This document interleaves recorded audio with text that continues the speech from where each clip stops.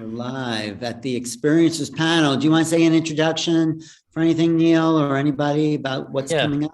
Well, I'll just say, I'll do that, but I'll also say, what happened with the panels this year. The last 3 of these conferences we did, we're doing 2 Portal to Century conferences a year at this point. And so we had one in spring. This is the fall one. Next year, we'll have an online one in spring. So there'll always be a free online Portal to Ascension conference in spring. And then there's always going to be a live in-person one in California.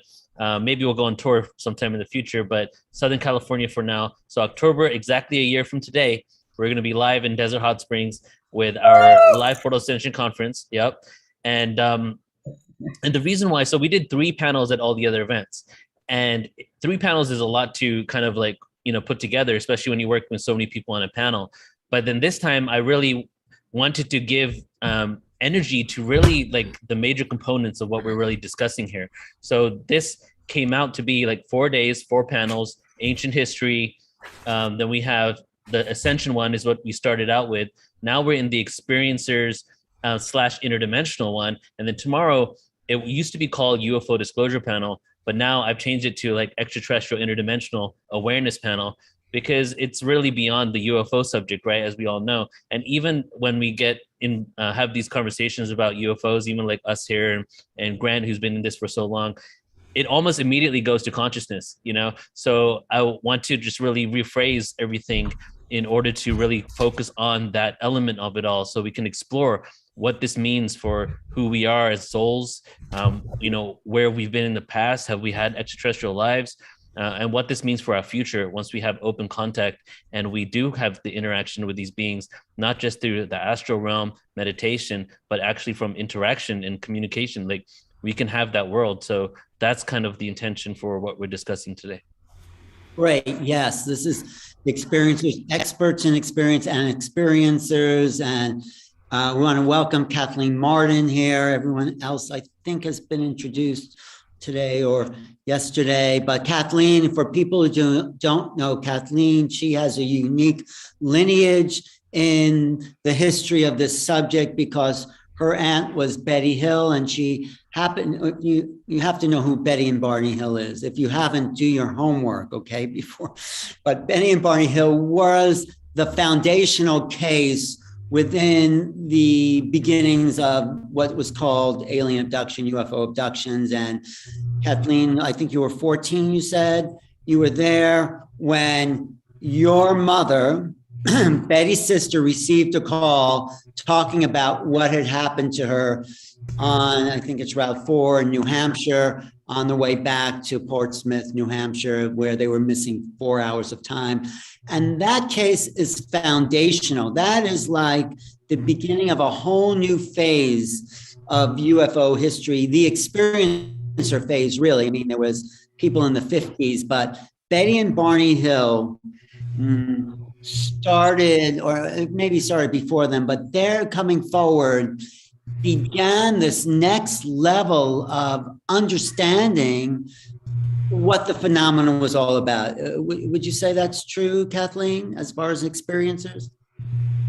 I believe so. I have to say that they had never intended to come forward, but in their effort to seek understanding, people that they talked to repeated what they said to others. And finally, there was the violation of confidentiality that carried their story to the public. But I think that we learned a great deal about the Greys from Betty and Barney Hill. And the phenomena. Before we go further, I just want to introduce Kamora Jones, especially to some of the new old timers here. And some people know her, Grant and Kathleen and Mary. Kamora is probably the best illustrator of the ET interface, and she'll hopefully show some things later just to show you where the experiencer awareness is going. So thanks for being here, Kamora, and everybody else. But getting back to what Kathleen just said about the beginning of the experience, Grant, I know you're only here for a short time. When do you have to leave, Grant? About an hour. Okay, great. So do you have any comments about where, if that really is 1961, Betty and Barney Hill, is where we can say the experiencers' influence in the phenomena began? Do you have any comments about that? Yeah, I always point this out. I used to ask researchers back, I said, you know, what happened before Betty and Barney, that it was a completely different world. And that's what my long experience in the UFO field seems to show to me, that it's not a consistent story that goes the same way all the way back through history. If you look, you see these periods where you have pre-47, where there are really no encounters with beings. Even actually until 52, there's no encounter with beings. And then we detonate the hydrogen bomb. And about a couple of days later, suddenly Adamski comes forward. And then you have the period of the 50s where you have the sort of the White Brotherhood, you know, these type of aliens, they're the good guys. And then suddenly the Betty and Bart start a new thing. And it's like we're going through these cycles, almost like we're being moved from step to step, almost like from grade to grade. So the way I look at it is that Betty and Barney and all the experiencers are, as I pointed out in my lecture yesterday, we've chosen perhaps to come into a big field where a bunch of us get together. We've made agreements with the intelligence behind the phenomena, and we say, this is going to be a critical time in history, and we all choose to come in at this time and this place and whatever mess we find ourselves in, because we're here for a particular reason. So I always look at the experiencers as the messengers, and I always say, as I said yesterday, the days of UFO sightings has passed us, and we are gone from grade one looking at UFO sightings, from this constant thing of, you know, disclosure and let's look for UFO sightings and are UFOs real? It's almost like Jacques Vallée said, you know, it's a UFO sighting, it's time to get over it. Let's move to stage two, and that is listening to the experiencers. I believe that the experiencers are the messengers. They're here for a particular reason, and they will never understand the phenomena unless we listen to them. And then, as Mary pointed out in her lecture, you get these surveys of 4,200 experiencers, and you start to see these very direct patterns. And Kathy Marden did the surveys as well. You see very clear patterns of what these people are saying, and we can learn from these. And Barbara Lamb, who's worked with thousands of experiencers. Welcome, Barbara. Thank you for being here. You could unmute yourself, because there was a sort of pattern, you're right, Grant, that was set with Betty and Barney Hill. And it wasn't until I think Bud Hopkins came along and said, you know, this looks like there's patterns of what happens when you're contacted. So Barbara, do you notice a pattern among experiences when you work with people? Well, there are many different patterns, actually, because there are so many different kinds of extraterrestrial beings who come and interact with humans. So, I mean, there are some basic things, such as the visitor will come and the person might or might not be aware of those visitors. And usually they're consciously aware of being visited just for a few moments, maybe as much as a minute or 2 minutes or so. And then and usually during that time, they realize that they can't move and they can't call out. They can't wake up anybody who might be even right next to them in the room. And then they go out of consciousness, usually, or once in a while, somebody will be conscious enough to be aware of being taken through the wall or the ceiling, the roof, and then through the air and into usually the bottom of a craft. That's all very, very typical, with each person remembering only a certain amount of that segment. But then once they get on the ship, all kinds of different things can happen because there are so many different beings, each with their own agenda. So Betty and Barney had some of the classic things happen to them in that encounter that some of my experiencers have had. It does seem to be pretty typical, no matter what, that there is some kind of physical examination that goes on, no matter who the beings are. And that examination seems to be for very different purposes, depending on which beings we're talking about. And so some of them seem to be more for their interest, that they're studying us. They want to understand our biology, our physiology, how we work, how we react to certain things, our emotions, certain aspects of our abilities and our intelligences. But then other beings seem to be very, very caring about the people they take for these experiences.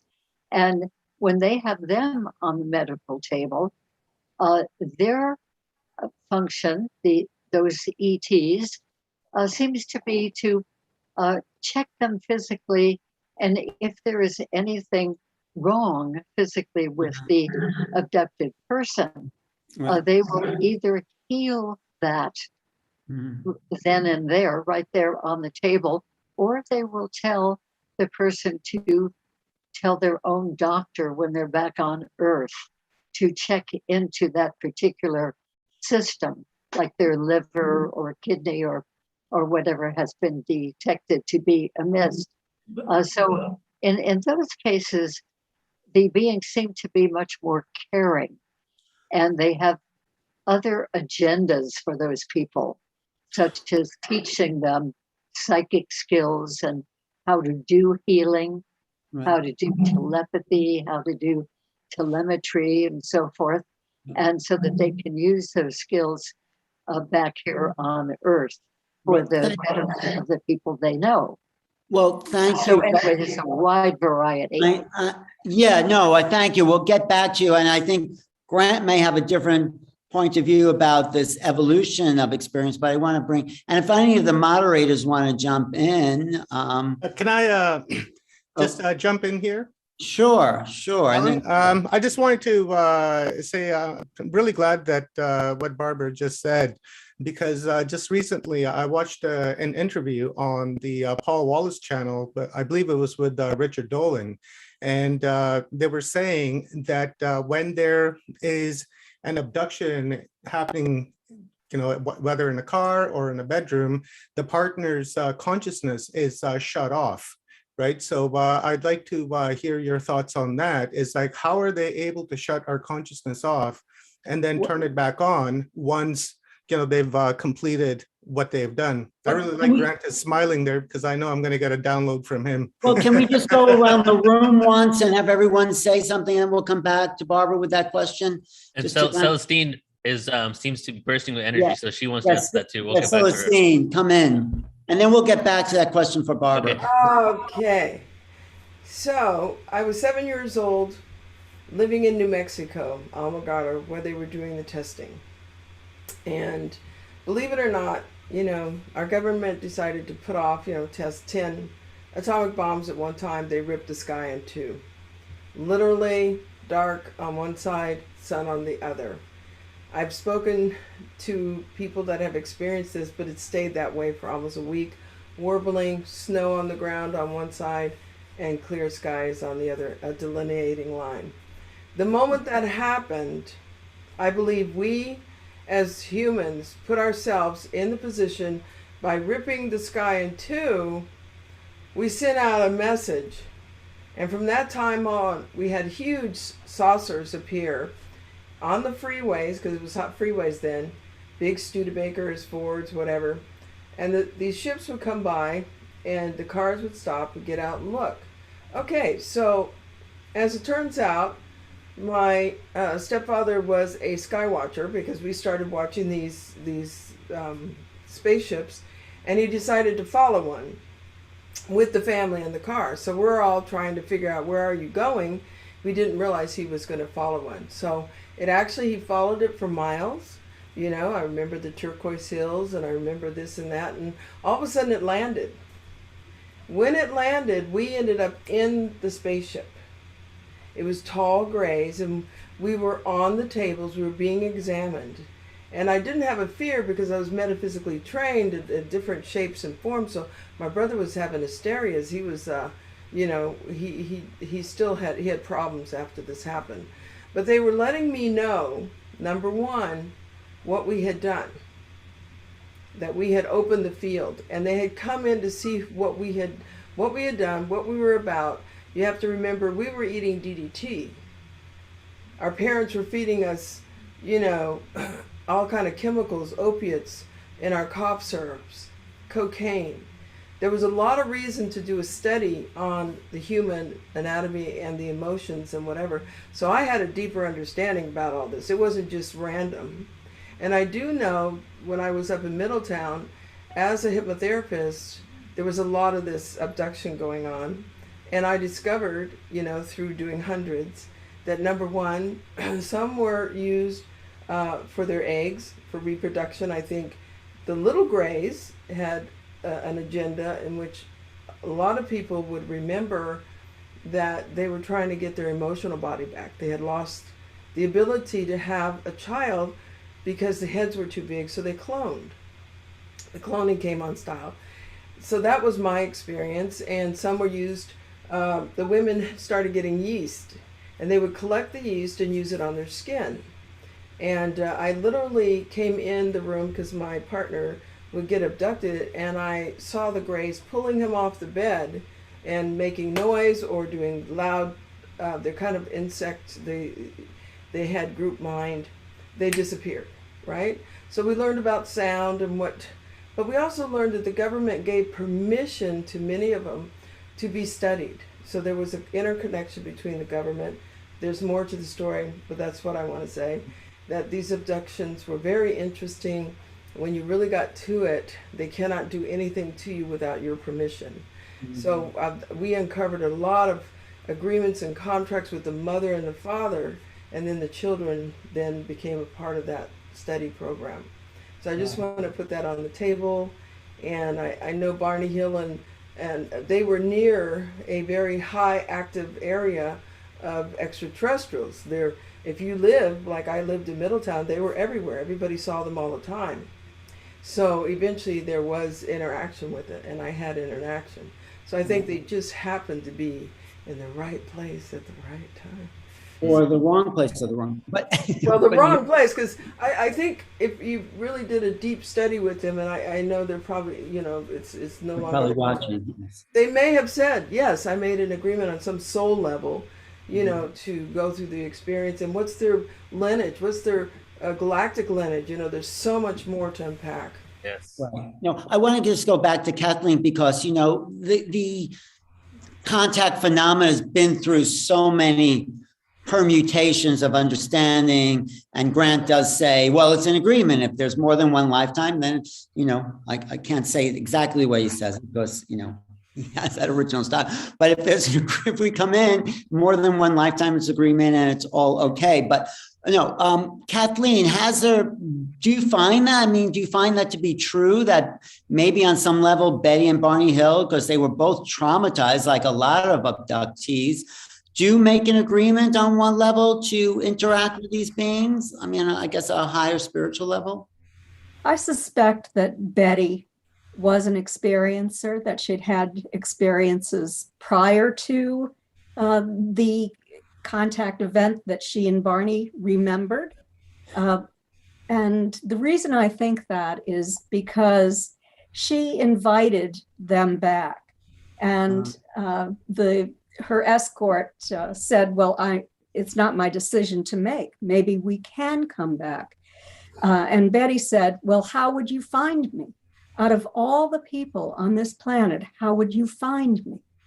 And he replied, and this is all telepathic, he replied, we always find those that we're looking for. Wow. It leads me to believe that they were looking for Betty and they found her. She happened to be in that location at that time. They took her more than one time during her lifetime. I just think that she probably didn't remember. The ETs told me that they had taken my family for, I believe it was 5 generations. I could be wrong. It could be 6. And it is intergenerational in my family. Wow, great. Well, I want to bring Kamora Jones into the discussion because I think, you know, we've all had this background, and I think in a way, Kamora, you represent the next level of experiencer, especially how you're putting into your art. Grant, you're going to love her art. And so, Kamora, you want to say about something about your interchange and being a bridge, and also show some of your art? I would love Barbara and Kathleen and Mary and everyone to see this. But you want to just tell us a little? Yeah. Yeah, let me really quick here. I can kind of share while I'm talking here. Yeah. So for me, this makes so much sense. I mean, it just kind of, I think these are the beings I met. So this is from her Transmigration series. So what's interesting about, you know, like this one, for instance, is that a lot of my experiences, I believe, happened during time, like subconscious, but more than anything during hypnagogic states. That's when I kind of receive a lot of my art, a lot of my imagery, in between waking and sleeping. And I feel like I'm being fed information. And I can count, I can't even count on my hands, like the amount of times where I've woken up from a dream and felt like a being is actually walking away from me as if it was transmitting information into my mind. This idea of shutting off consciousness, as I think Barbara Lamb was saying, is very resonant because I feel like sometimes I'm completely detached, not just from my body, but from my perception as, you know, Kamora. And when I had my major experiences in 2017, one of the things that I experienced was this, that I saw was this void space, this sort of planetary space. It felt like a solid space, but it also felt very void-like. And there was a sort of a cocoon, sort of home-like structure, like a housing unit. And I lived there, but I was also a part of it as a being attached to a unit or being attached to a cocoon. And my thoughts weren't human thoughts. They were very, I don't know, infantile is the word I tend to use, because it didn't feel like human thoughts. And so, you know, assuming that humans are intelligent in any way. So yeah, a lot of my pieces are very much in line with this idea of higher consciousness as it relates to beings that aren't so attached to gender per se, like the male and the female, but are more attached to this sort of elevated position in regards to how we can think about consciousness and how we can expand consciousness. And as humans, it's like, I feel like what they're trying to teach me is, you know, you can kind of get past this sort of base level humanity and evolve from a creative standpoint. So maybe you can like evolve your culture. Right. And as light language encoded, Mary or Grant, Mary, you have something to comment about what you're seeing here? Anything comes to you? Well, this is beautiful, Kamora. I have to say, the artwork has always drawn me.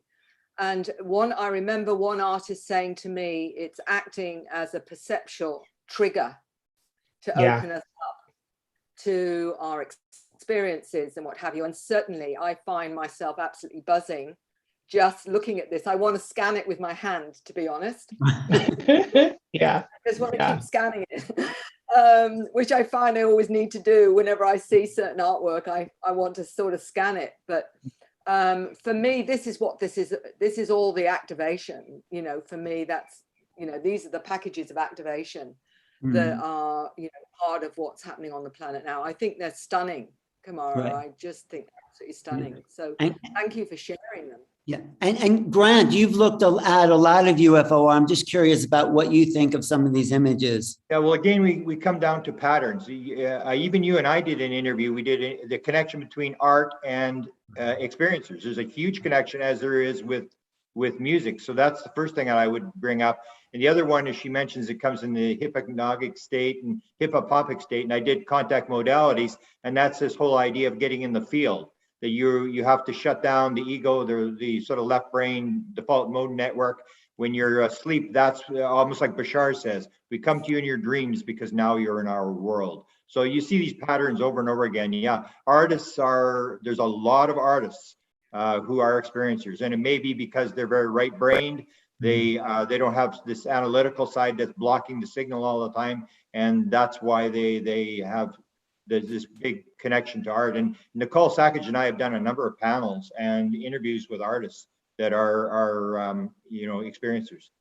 But look, I just love, I mean, we don't have to talk all about the art, but I think it's just such a kind of evolution to the experiences that now we're actually getting the experience through the art. I mean, there's a kind of transmission. Do you think, Joan, were you going to say something, Joan? Can I ask a question about the color? I noticed the color looks almost like psyched out colors. Can she explain maybe why she's using these colors that she's using? Yeah. They're not ordinary art colors. Yeah, so what's interesting is when I had my initial experiences that I had, so throughout my whole life, I've had sort of lucid dreams and sort of astral projections, and I felt like I've had these connections with these different beings and with guides. When I had my experiences in 2017, they were more psychedelic in nature, but albeit just through marijuana, not through anything that was specifically known as like a psychedelic. But I was also kind of tuned into it at the end of 2016. I felt like my guides were guiding me to get deeper into my to sort of remember or get deeper into my understanding of like past life regression or reincarnation and the mechanics of the soul. And so what basically happened, and I'm actually going to kind of get to the end here, what basically happened is that during these experiences, there's this sort of shift of sort of color field. And this sort of staggering of the reality frame. And so each color, so anybody who studied color theory kind of knows about how different colors vibrate. What I kind of got from that is that each color vibration actually has information embedded in it, and not just, photonic information, but literal communication coming from source. So it could be said that the light coming from the sun has certain sort of data bits actually encoded into, the fractals that are actually, kind of coming from the sun or from the photons within the sun. And so I was being given this impression that light, sorry, go ahead, I'm sorry. I just saw there's symbols. Do you have symbols as well? Because Mary gets into this as well, that the Right. transfer of information is not just verbally, it's symbols and colors and Yeah. Look at the light language. That's translations of people, I would think, right, Kamora? So if you look at this sort of stream right here, if you can kind of see my cursor, this sort of stream from information, this is like a stream that's being shared between this particular soul and higher consciousness or source. And so the idea with these colors was that some of these colors are muted, some of these colors are very saturated, but the colors themselves are also translating information. And so it's this idea that you can't just think of communication in terms of grammar or in terms of like sort of phonetic, dialogue. You need to think of conversation and communication in terms of energy and feeling, and that telepathy. If you think about the mechanics of telepathy, it has to do more with sort of feeling and thinking and intention, rather than just communication in terms of grammar, how you write something, how you speak something through a language structure. So the colors are very much infused with this idea of imbuing feeling into these transmissions. And in color theory in general, color is vibration. And so when you're creating a composition, you're trying to create colors that sort of take the person into a specific sort of feeling or emotional space as it is. So all of that from an artistic standpoint is working towards the construct of what the message itself is saying. So Right. yeah. Wait, and Joan, were you going to jump in as an artist yourself? Well, it's interesting. So I get a lot of information from painting. In fact, if I feel stuck, I just go in and meditate, and then I just let spirit take my pen or whatever I'm doing, and then I get the information. So it's a very, very interesting process for me. I do know that I was an abductee for many years, and going to bed was terrifying for me. I heard them coming up the stairs night after night. I didn't know that those were ETs at that time. I was thinking someone was breaking in my door I don't know. It was pretty bad. Go ahead. Was that my echo? Okay. So I didn't know. And then one day it all stopped. Wow. And completely stopped. And I was for the first time able to sleep in peace. But when I went to I moved to Baja and formed a group called Baja Paranormal. And that's when I started to have a lot of visual sightings of ships. And I had dreams of being in the ship. And I was told that what my mission was.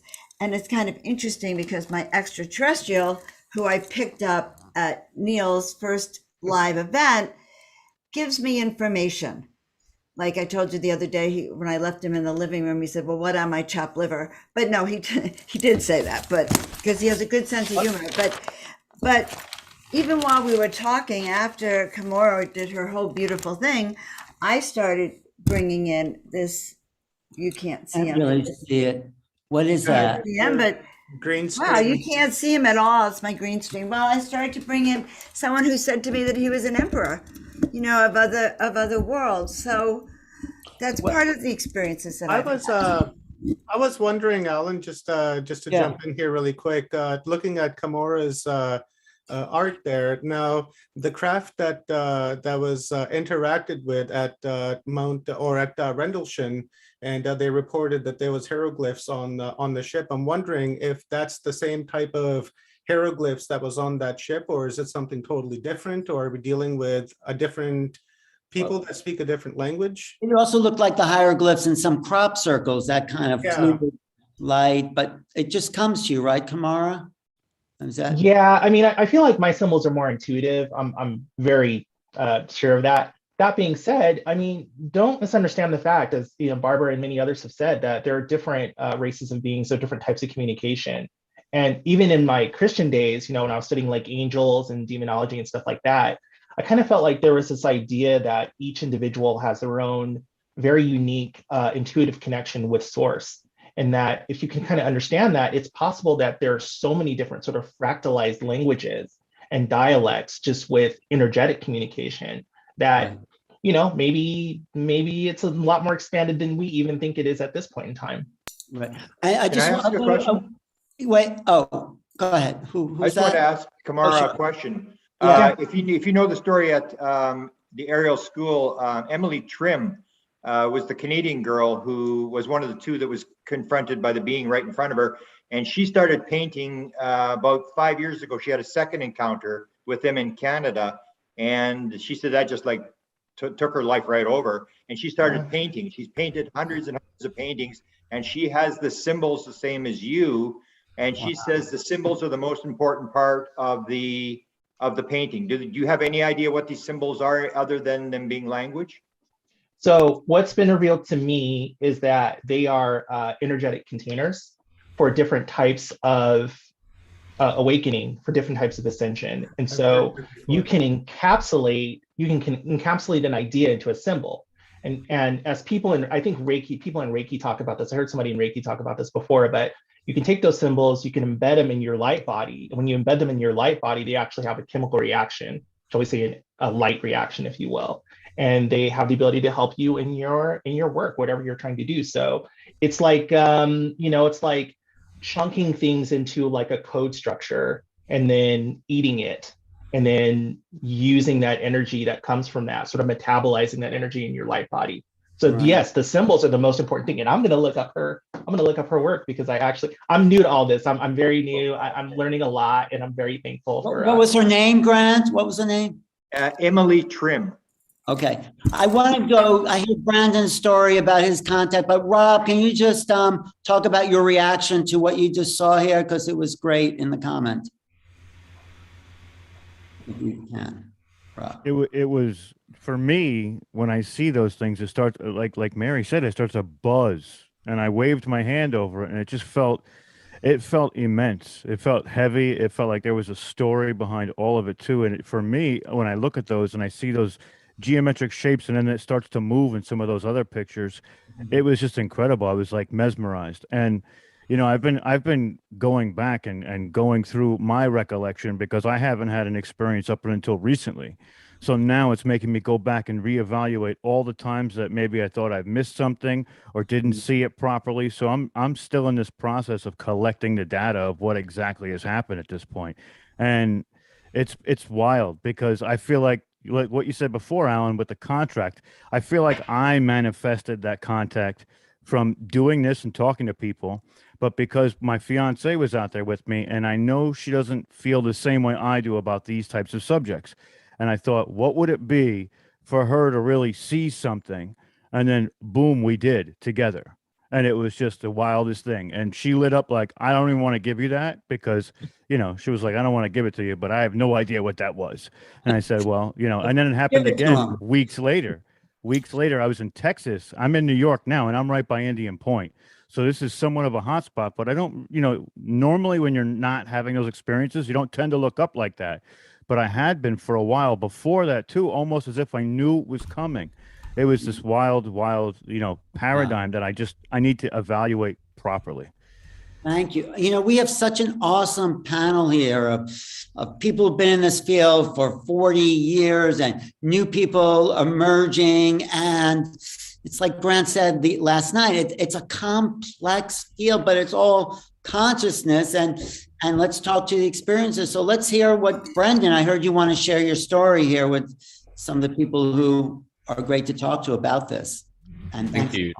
Yeah. Thank you, Alan. And thank you again to everyone for being here. I'll be able to stick around maybe for about 15, 20 minutes before I have to go back to tending my pregnant partner at the moment. And gladly to do so, right? We'll tune in when we can. We've been watching kind of on and off here and there. But give us a short kind of overview of your experience. And I'd love to. So one thing that I'll tie in as well related to the art, and I love being able to listen to Kamora and being a fan of your work over the many years. It's wonderful to even just be in the space here. And again, thank you to everyone, and Grant and everyone, and Barbara, great to see you again as well. And so long story short, being here is actually me being here on behalf of Lacey and I. So the experience that we had, much like what we were talking about, we become ambassadors of that experience. When I look at me and Lacey, a lot of the moments that continue to come after the experience, which for us was a CE5 initiated contact experience with the light that was actually like quite low. It was like less than like 70, 80 meters above us. And it was a very personal experience. And I'll give a quick recount of that in a second. But to me, with myself and with Lacey, I know a lot of the experience itself has continued to inspire us as artists.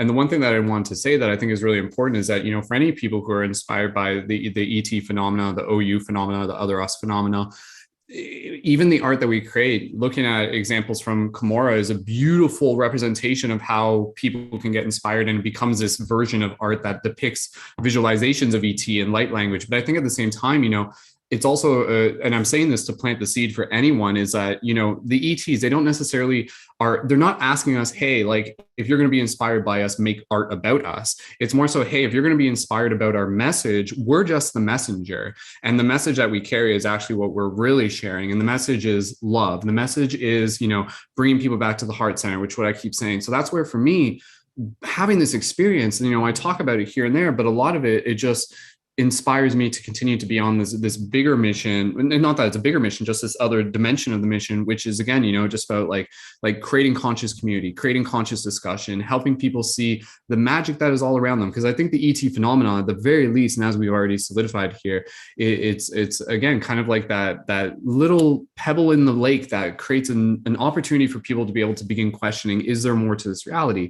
And absolutely it is. And so with Lacey and myself and with all the artists, I don't think our job is to be ambassadors of our experience, but I don't think our job is necessarily to say like, hey, believe this. It's more so like, like what do you think? Like, what do you want to be able to look further towards? And the question is something that is lived for each and every single person, because going back to, and I'll just share my experience. So my experience with Lacey and I, and again, I'm sharing this just as an example of what's possible, especially as a representation of the fact that we did this as like a conscious couple, like a relationship. So CE5, human initiated contact. We went out there. It was up in Muskoka area in Ontario, northern wooded area. A little bit of like, we were up at a private cottage, and we were doing meditation. We had the intention to do CE5, and then I was out there for a little bit on the lake. And this is a super short version. But then Lacey came in, and then literally within that moment, probably about 10, 15 minutes after that, we saw like the kind of individual blips in the sky. Those blips ended up kind of focusing us towards a quadrant of the sky, like they were gathering our attention. And then out of that, like a clearly visible craft came down, and Lacey described it as basically it was like almost like a light body craft, like a Merkaba. She explained it as having like a single column in the middle that was like a column of light, and then there were these like oscillating energy things off the side, almost like wings, but again, you know, also much like the Merkaba field. This came down, and this is about a 30-second experience where it was quite low to us, and we were able in that moment to really just like, you know, telepathically connect to it. Very surreal experience and incredibly transformational, incredibly psychedelic. And then after that, long story short, that night, Lacey actually had a dream where the contact experience continued, and the being came to her in the form of like a shape shifting. It showed up as like a golden retriever, and then it kind of took her to like a place where there was like a craft buried underneath this monolithic circle, and then it like showed her a couple other places. So that to me has always been this idea that, you know, the dream space, the UFO phenomena, or the OU phenomena, as me and Lacey call it, the other us's, which is another thing. Instead of just referring to them as UFOs or ETs, OUs, other us's, kind of refers to the craft and the participants as well. But yeah, knowing that I'm just only here for a little bit, I did just want to put that reminder that for those of us, any of us, whether we've had an experience or not, you know, it's beautiful to be inspired by the ET phenomena, but they are just the messengers towards the message. What is the message? And the message is, whether or not you've had an ET phenomena experience, if you can feel the wisdom coming through people such as experiencers who have talked about it, that's just another way of initiating that magic that is already inside of you. And going back to like the wizard and the Merlin stuff, it's helping people see the magic that is within this world around them, and then bring it back to that place of self-empowerment to know that, you know, they have more ability to be able to co-create within it. So, you know, aliens, humans, whatever we are, it's like we are the dream awakening to itself is something that I like to say. And I think the ET phenomenon does a very good job of doing that. So shout out to everybody for being a part of this discussion, and let's keep creating art that's going to inspire people's hearts. That's what I say. That's what the ETs would want, right? So that comes up from Grant, you know, so it's not about the external phenomena. It's about what it does for us is sort of what you're saying. It's like, there's a Buddhist saying, don't mistake the finger pointing at the moon for the moon, you know? So it's like, it's pointing towards this greater reality. So Kathleen, has there been an evolution in the phenomena since the beginning? I mean, do you see that, what Grant's sort of saying? It's all about consciousness, and, you know, P.S. Barbara's working with people who've had, you know, hardcore experience, and Mary's listening to these kids with this great vision, and, you know, Michelle's taking notes on it, which is great, that, you know, because she's at the Disclosure Fest. So do you see this evolution, or is it getting back to where Brendan is sort of starting from, like it's all consciousness? There has been an evolution in human attitude, I think. But in my presentation tomorrow, I'll be talking about initially communication all the way back to 1954 that involves consciousness and much more. And we humans and experiencers have moved forward to a greater understanding with the help of people like Dolores Cannon, who brought so much information to us, and many more, Barbara, Mary, and thank God for people who are doing this work, and you too, Grant, probably many more people here that I really don't know well, but we are absolutely going through an evolution of consciousness. And more experiencers are telling me about the high-pitched sounds in their heads, and the electrical tingling through the crown chakra that moves throughout the body.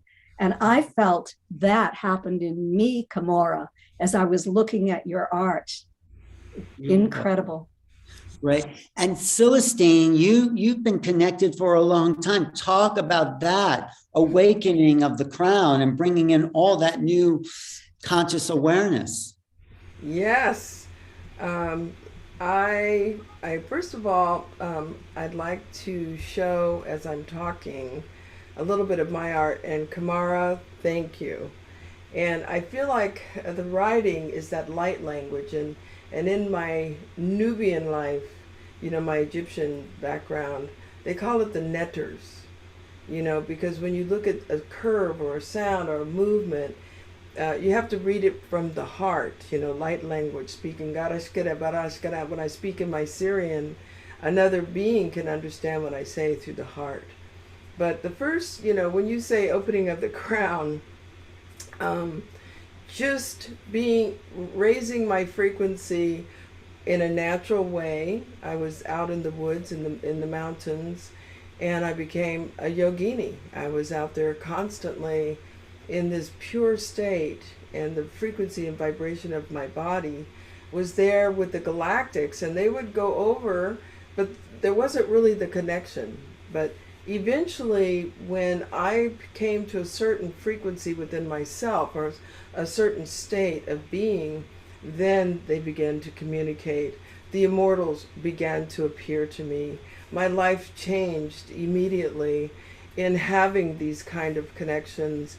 And even as a child of 7, it stays with you, but you bury it deep because you have to go in and become the corporate, doing the optician and doing the work. But really, these 40 years plus has brought such illumination that my own path has become the path of enlightenment. And I think, Kamora, you are on that path of enlightenment.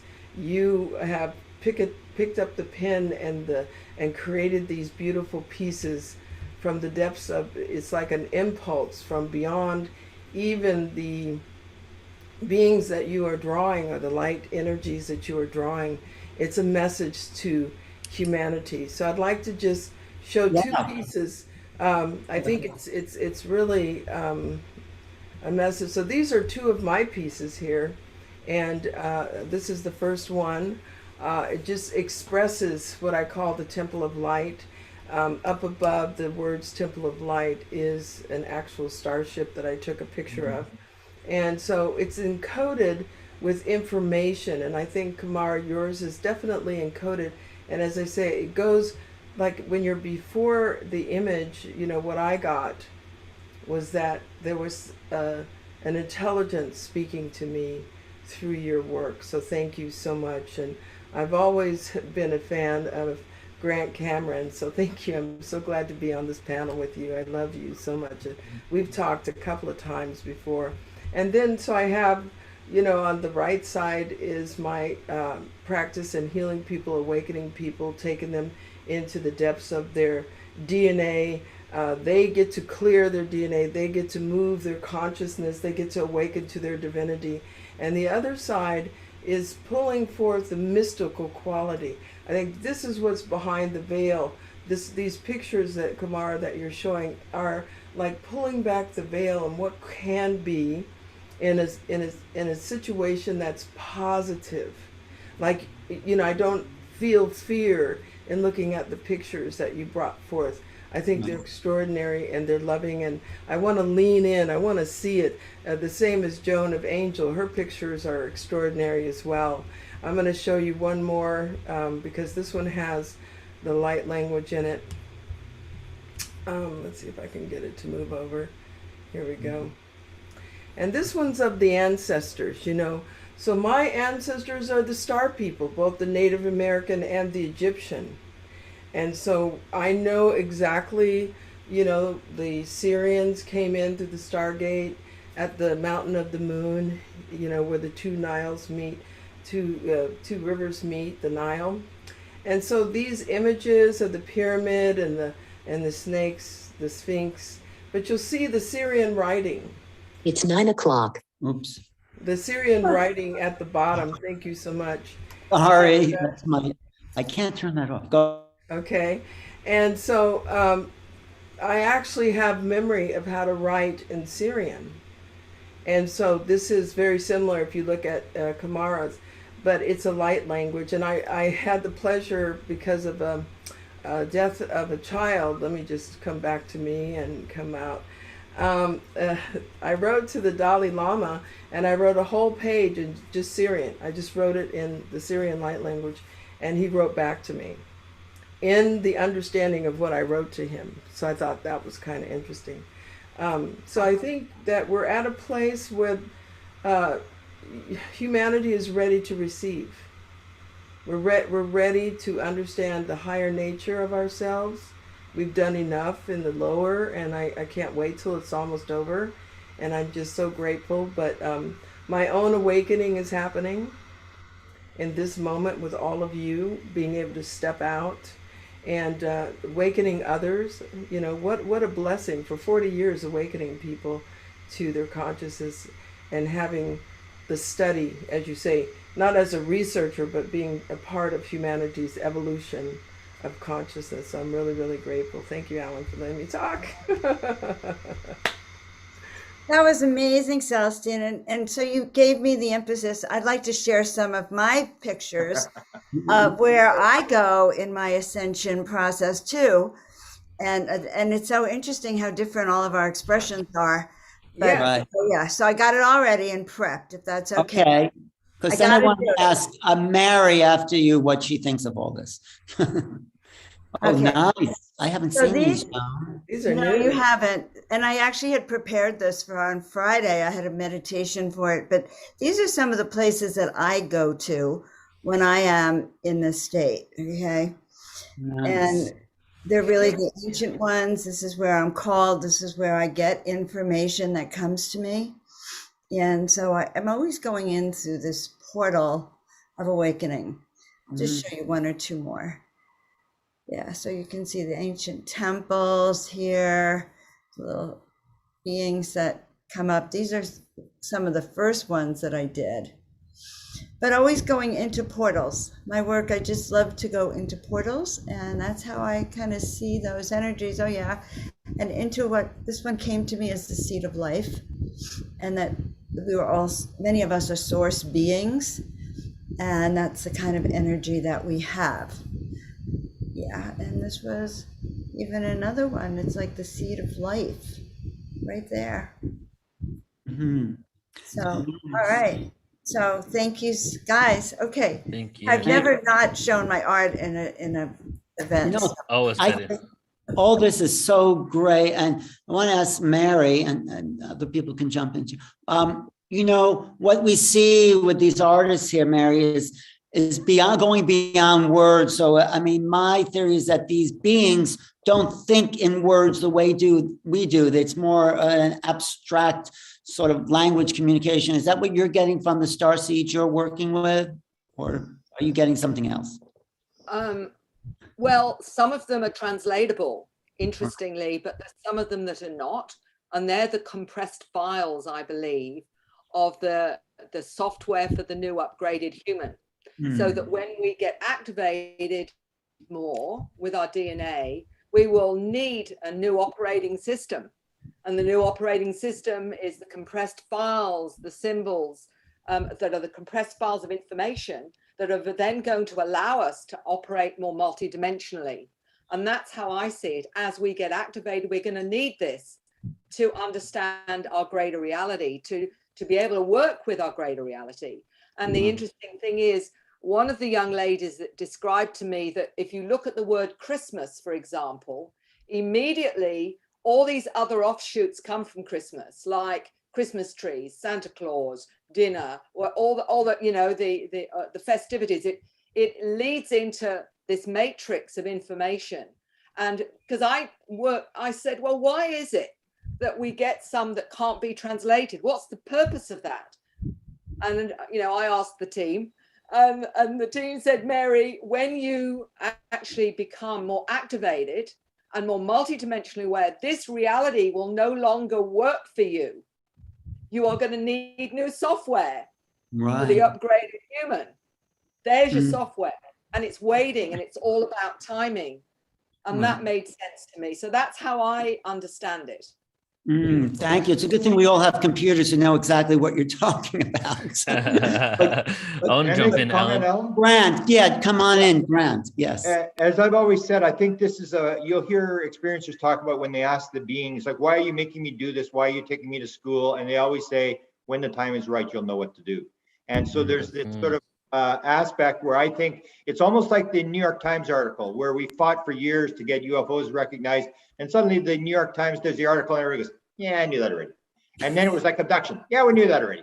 And we're going to this point where it's going higher and higher. We're going to get to the point where people are going to suddenly realize, yeah, we know there's these messages in the writing. We know there's this, and that's when it opens up to the public. So there's a small group of us now know about the symbols and about the vibration and all that kind of stuff. Mm-hmm. But it's a matter of time. And we always, as you know, Westerners, we want everything yesterday.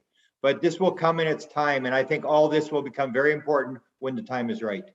Well, that's why Neil's doing this. Neil, tell us. I mean, yeah, you know what? Like, I took quite a lot of notes, and so many directions we can go with. But I want to concentrate on what seems to be a common thread, which is frequency, right? So I just want to break down 3 different things that was said that really just go back to like the whole concept of everything is vibration, right? I believe that every single sense, everything's vibration. So everything that we perceive with our senses is some sort of vibration, whether it's an art piece that we're looking at that's unlocking a frequency within us, whether it's looking at the flower of life or the Metatron's cube, whether it's an aroma, a smell, your smell sense, and now you have essential oils and different smells, or if it's music, spoken word, music has frequency. So we have the ability to convey frequency and vibration, harmonic, disharmonic, through every single aspect of this, all the senses that we're able to perceive our reality in. So what we're talking about here is just the frequencies for the next bandwidth of existence, right? We're in this bandwidth right here, and now we're going to another bandwidth. I think the whole higher, lower construct is a linear construct that it's really beyond higher dimensions and lower dimensions. You know, when you talk about frequencies, there's the Schumann resonance, which is harmonic frequency, but it's a low vibration. So saying high and low doesn't really work. But that's just one component right there about, you know, what's being said about frequency. And then another thing that I've done a presentation on and I've spoke about a lot is, I did an article actually once called "What does meditation and spirituality have to do with UFOs?" And then the answer was equals, it's a frequency game. And the whole thing is that when we can't see and perceive ETs, like, I believe there's thousands, if not tens of thousands of crafts and light ships all around us all the time, even like parked on like around Mount Shasta and all that. But why can't we see them? It's because it's a frequency game where within this bandwidth, they exist within another bandwidth. We need to figure out how to match the frequencies and shift into that vibration. So as we move towards this ascension, as we continue to harmonize the frequencies on the planet, I feel there's going to be miraculous sightings even more and more. And some of them are going to have been there the whole time. It's not like all of a sudden they're here. We just happen to now be in that reality, right? Exactly. And then just last thing here about what Grant just said. He said that someone said, when the time is right, right? And that reminded me of what the Israeli space chief said, that we're not ready for contact with the Galactic Federation. So what does the time is right mean? It means you need to work on yourself so you can get to the frequency so that the time can be right, you know? Right, great. So Omar, in light of what Neil just said, do you want to ask Barbara that question again, including like the frequency, that one that you just asked in the beginning there? Yeah, I was just thinking about that. And I remember Grant's smile, so I wouldn't mind hearing Grant's opinion on this about, shutting off the human consciousness when there's 2 people in a room and your partner gets shut off and you can't get their attention. Meanwhile, there's this, ET contact is happening. So, and I saw this on the Paul Wallace channel with Richard Dolan, and I believe Richard Dolan was talking about this, really piqued my interest. And, now that I have Grant Cameron in front of me that understands consciousness, better than myself, I'd love to hear his input on this. And then Barbara will ask her to. Yeah, please. Okay, as I said, this is a very common pattern. John Lennon described his experience where the beings come to the door in the Dakota Hotel. He's trying to wake up Yoko Ono. He can't wake her up. This is pretty common. Ray Hernandez actually tells a very interesting story when he started Free. That's where Free comes from. When his dog got healed, his wife is saying, come down, come down, come down. And he goes running down, and there's this beam, this sort of a bar of light, and goes, BS, and goes back to bed. And he basically will say right now, they said, no, we're working with your wife here, go back to bed. And he lay in bed for 45 minutes and went, oh my God, what did I do? And he goes running back downstairs, and the dog is cured. The dog is running around. So they do that. They not only turn people off like in sleep, they do it in real life. And the other one example was Jo Wood, who is from the Rolling Stones. She was married to Ronnie Wood from the Rolling Stones. She tells a very common story that people tell. Her husband sees this UFO. They're off the coast. They're on the coast of Brazil. And he yells, come on, Joe, come on, look at this thing. And then he's looking and he says, oh, I got to go get my glasses. He goes running back to the house. And that's when the whole event happens. And it's like, we don't want you here. This is for Joe. We don't need you here. And the last example I'll give you is this is from a MILAB experience. One woman told me the story. She's in this MILAB experience where she's trying to get dressed. She's trying to get going. She's got her slippers and her dog. She's got a big, huge dog. And the dog is lying on one of her slippers. And she can't get the dog. The dog is knocked out. She's trying to move the dog to get the slipper. And then she goes, to heck with it. So she goes into the experience with one slipper on. So this is pretty common. It's almost like you'll see this over and over again that they'll, like the guy that ran the California group for LA told the story where his wife was up and forgot her wine. They're on the roof of their house by the pool. And she said, I forgot the wine. And she went down and he said, that's when the experience happened. These things flew over, almost like we don't need you here. This experience is for somebody else. So it's very common, I think, but it's not just making people go to sleep. It's making people forget their glasses, go off, and that's when the thing happens. Wow. Barbara, you too get this idea of switched on, switched on. What were you going to say, Omar?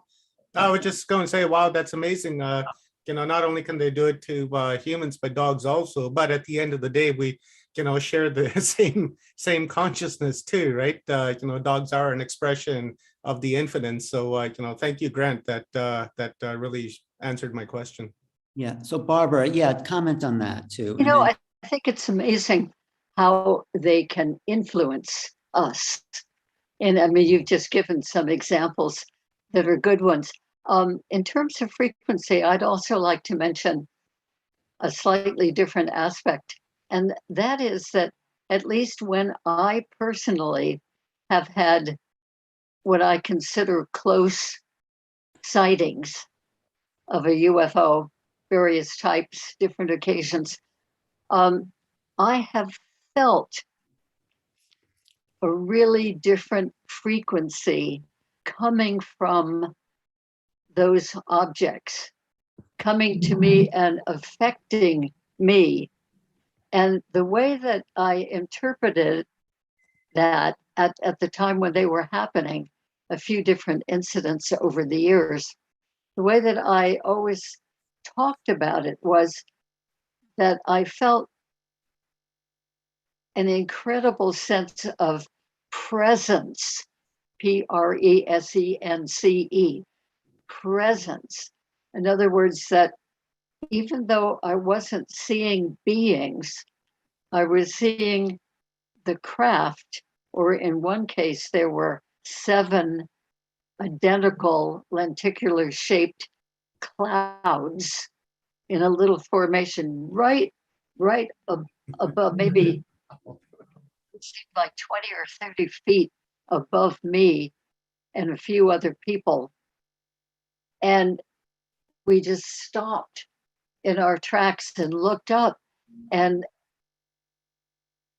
there was that huge sense of presence. In other words, we didn't see the crafts themselves or beings in the crafts, but there was a huge sense of being observed. They were there. Those weren't just clouds. Right. They were there and they were observing us. There was a connection, a frequency. Now I think of it more in terms of frequency, a frequency connection that went right through my entire being, so that I just stopped in my tracks. I wouldn't say I couldn't move, but I didn't move. But I was so filled with this frequency, with this sense of presence and awe and wonder and delight. It was just, and it was so unexpected. This happened to be at the first UFO Congress I ever went to in Mesquite, Nevada, 1990 or 1991.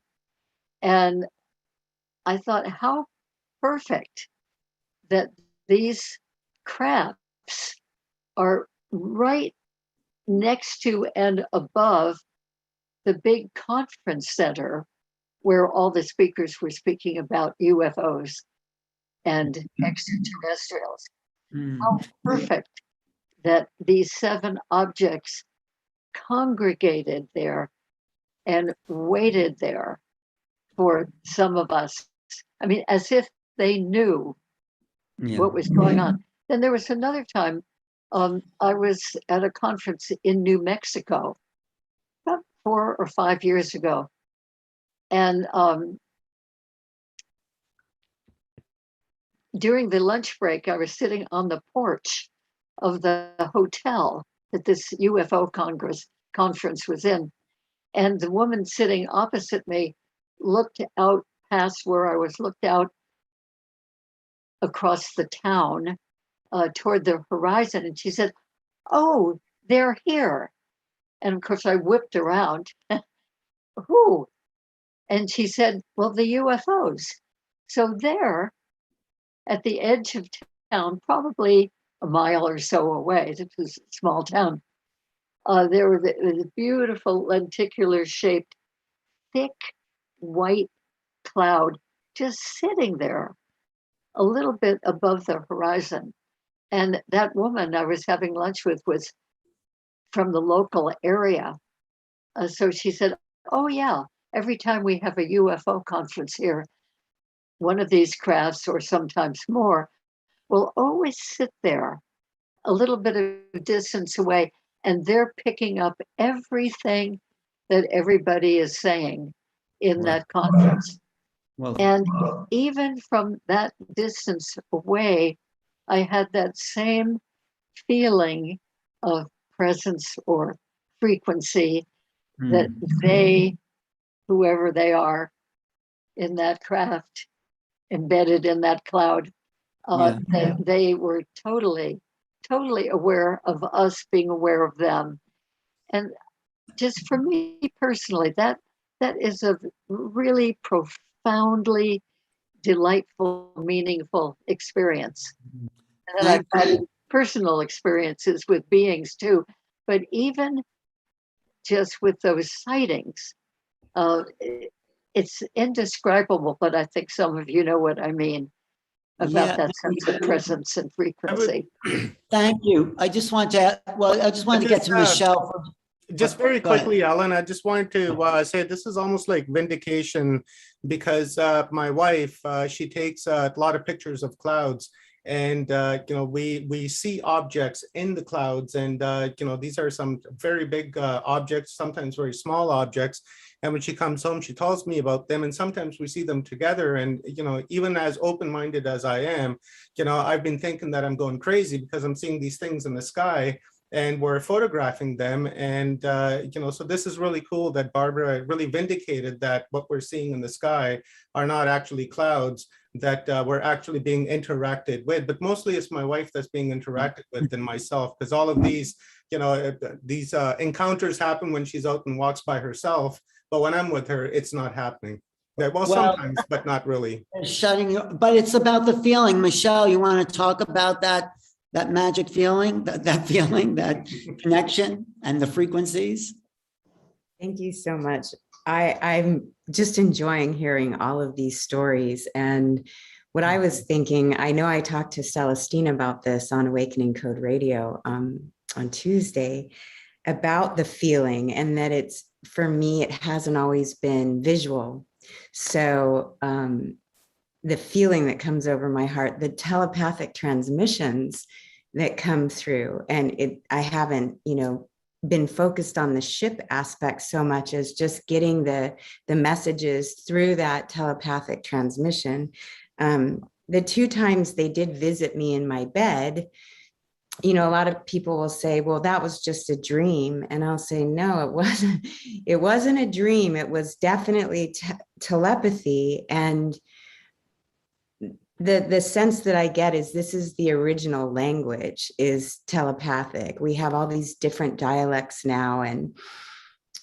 But before all of that, and working within it now, telepathy, I think, is where we're going back to, if that makes sense. But the dolphins have been very telepathic with me, and I don't say that I channel dolphins or anything like that. But when they placed it on my heart that I was supposed to start gathering people on a catamaran that holds 55 people and going on a body of water, water being a conductor of energy, what they were transmitting to me was they were saying that when we have that many people together, focused on an intention where we have joy in our hearts and we're opening our hearts and having the intention that we're sharing that group energy with all life in every realm and dimension, we are changing the frequency and the vibration on earth. And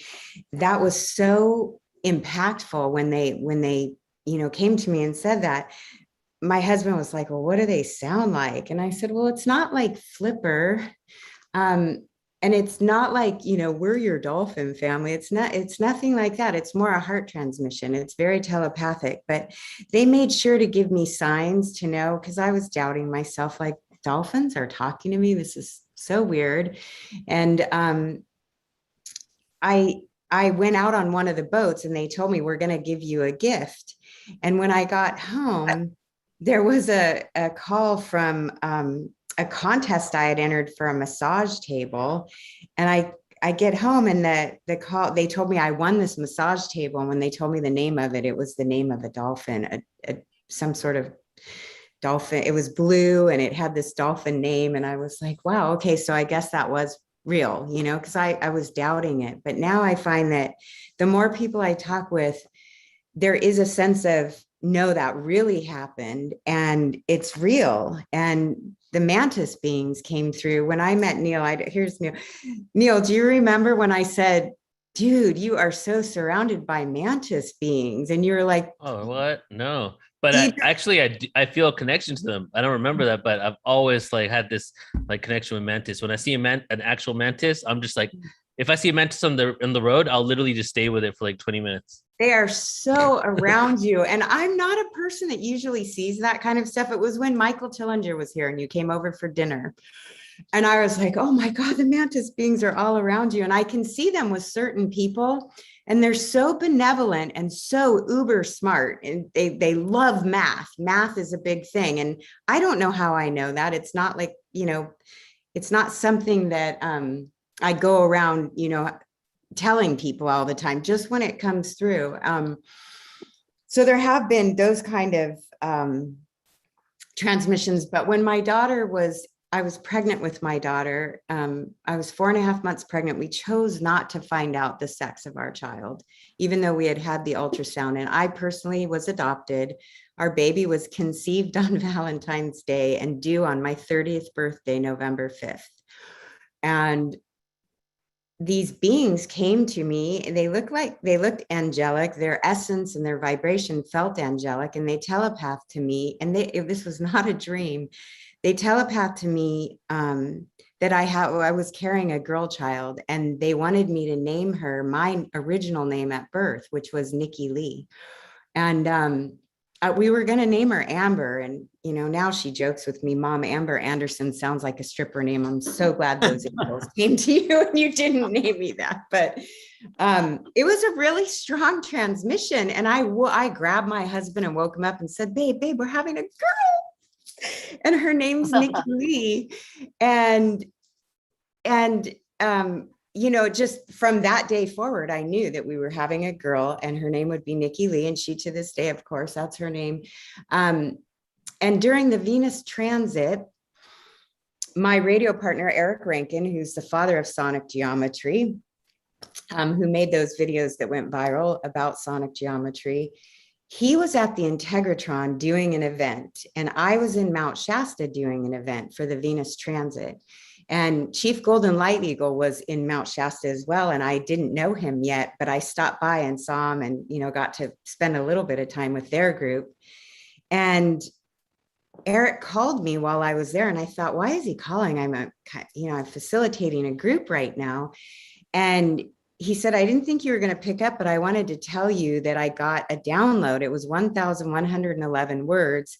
And the being said to give this message to your friend, Nikki. And he said, I don't have a friend, Nikki. And they said, yes, you do. It's Michelle. So I kind of connected those dots that Nikki sounds like Nikki Lee. So they were reminding me of my star essence, I think, in that transmission to him. But what that message had, and this ties back into what you asked for, Alan, was the key component of that message was that many of these beings don't have the emotional body to feel what we feel. And I'm such a deep feeler. I mean, how many times have you seen me cry at everybody's presentations? I'm so moved that the tears just fall. And, you know, the Native Americans say that I cry for the people that can't. And my friends tell me that sometimes too. So their primary message was that if we're having a profound experience, especially where we're witnessing beauty, like with the art that's carrying all of these transmissions, you know, we're getting activated by the art that we're seeing. And the art is very similar to the art in these pieces. I don't know if you can see all the light language in this. Oh yeah. Okay. Brian Besco had this piece. I'm digressing here, but Brian Besco had this piece.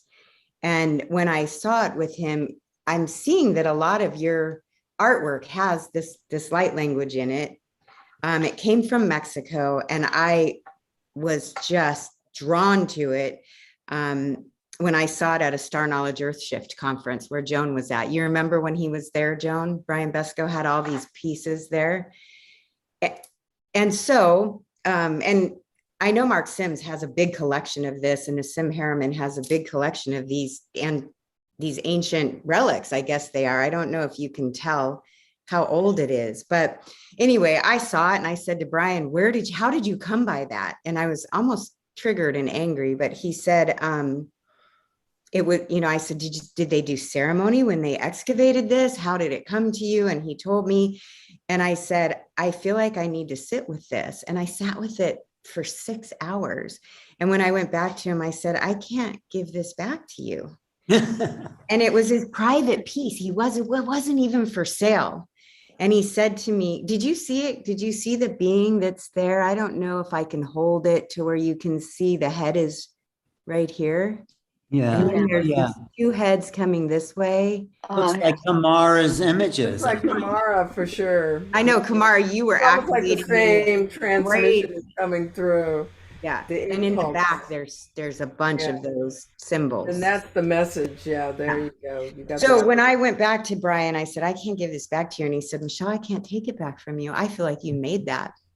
And I said, I don't know that I made it, but I'm very connected with it, very connected with it. So anyway, that's traveled with me. But the message I got in Mount Shasta through Eric Rankin was that we have these feeling bodies, and they don't want us to be selfish with our feelings. When we're in gratitude or we're experiencing beauty the way that I just took it in, to just simply make the intention that we're sharing it with them. And of course, in Mount Shasta, all of you know how activated we are. Even talking about it, I have goosebumps up and down my whole body.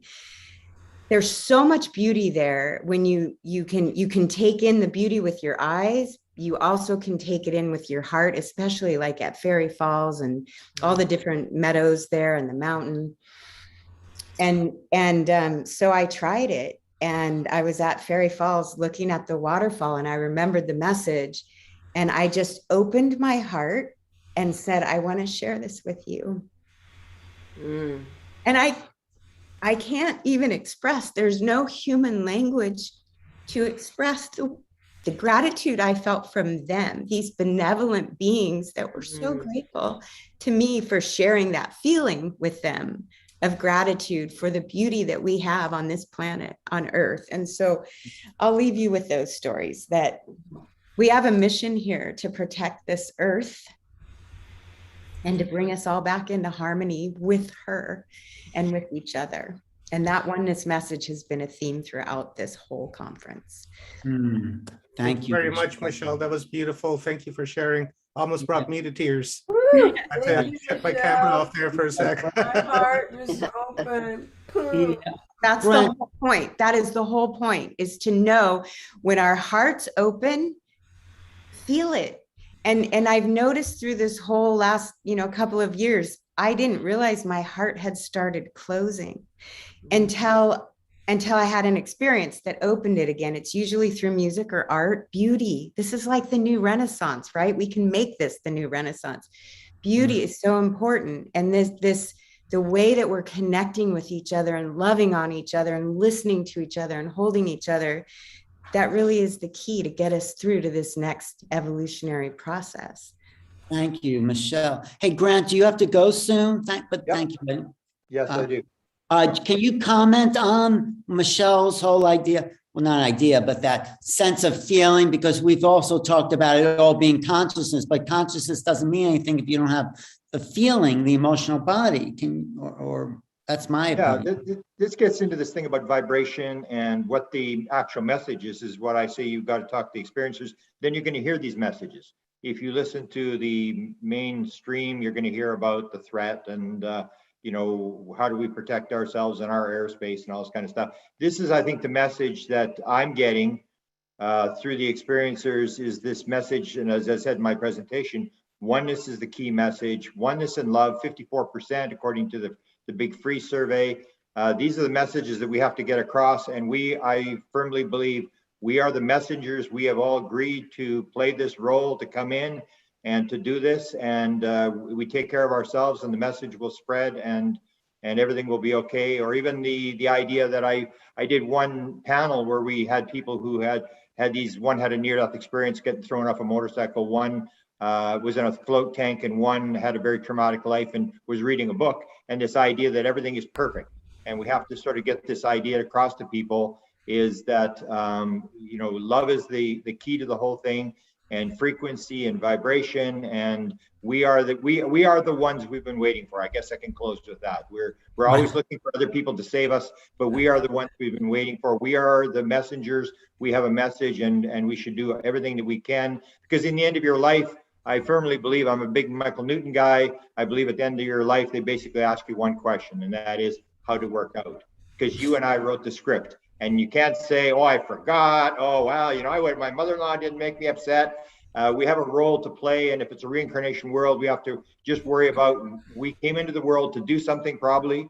We got to figure out what we're supposed to do and do it. And that's the end of it, and do it the best we can. And in the end, it'll all be okay. It's like doing a house chore. That's such a great message. Really, thank you. Thank you, Grant. Be in touch. Come back. I see this incarnation as Love you, doing a house chore and Thanks, just Grant. doing the best that we can, get her done. Exactly.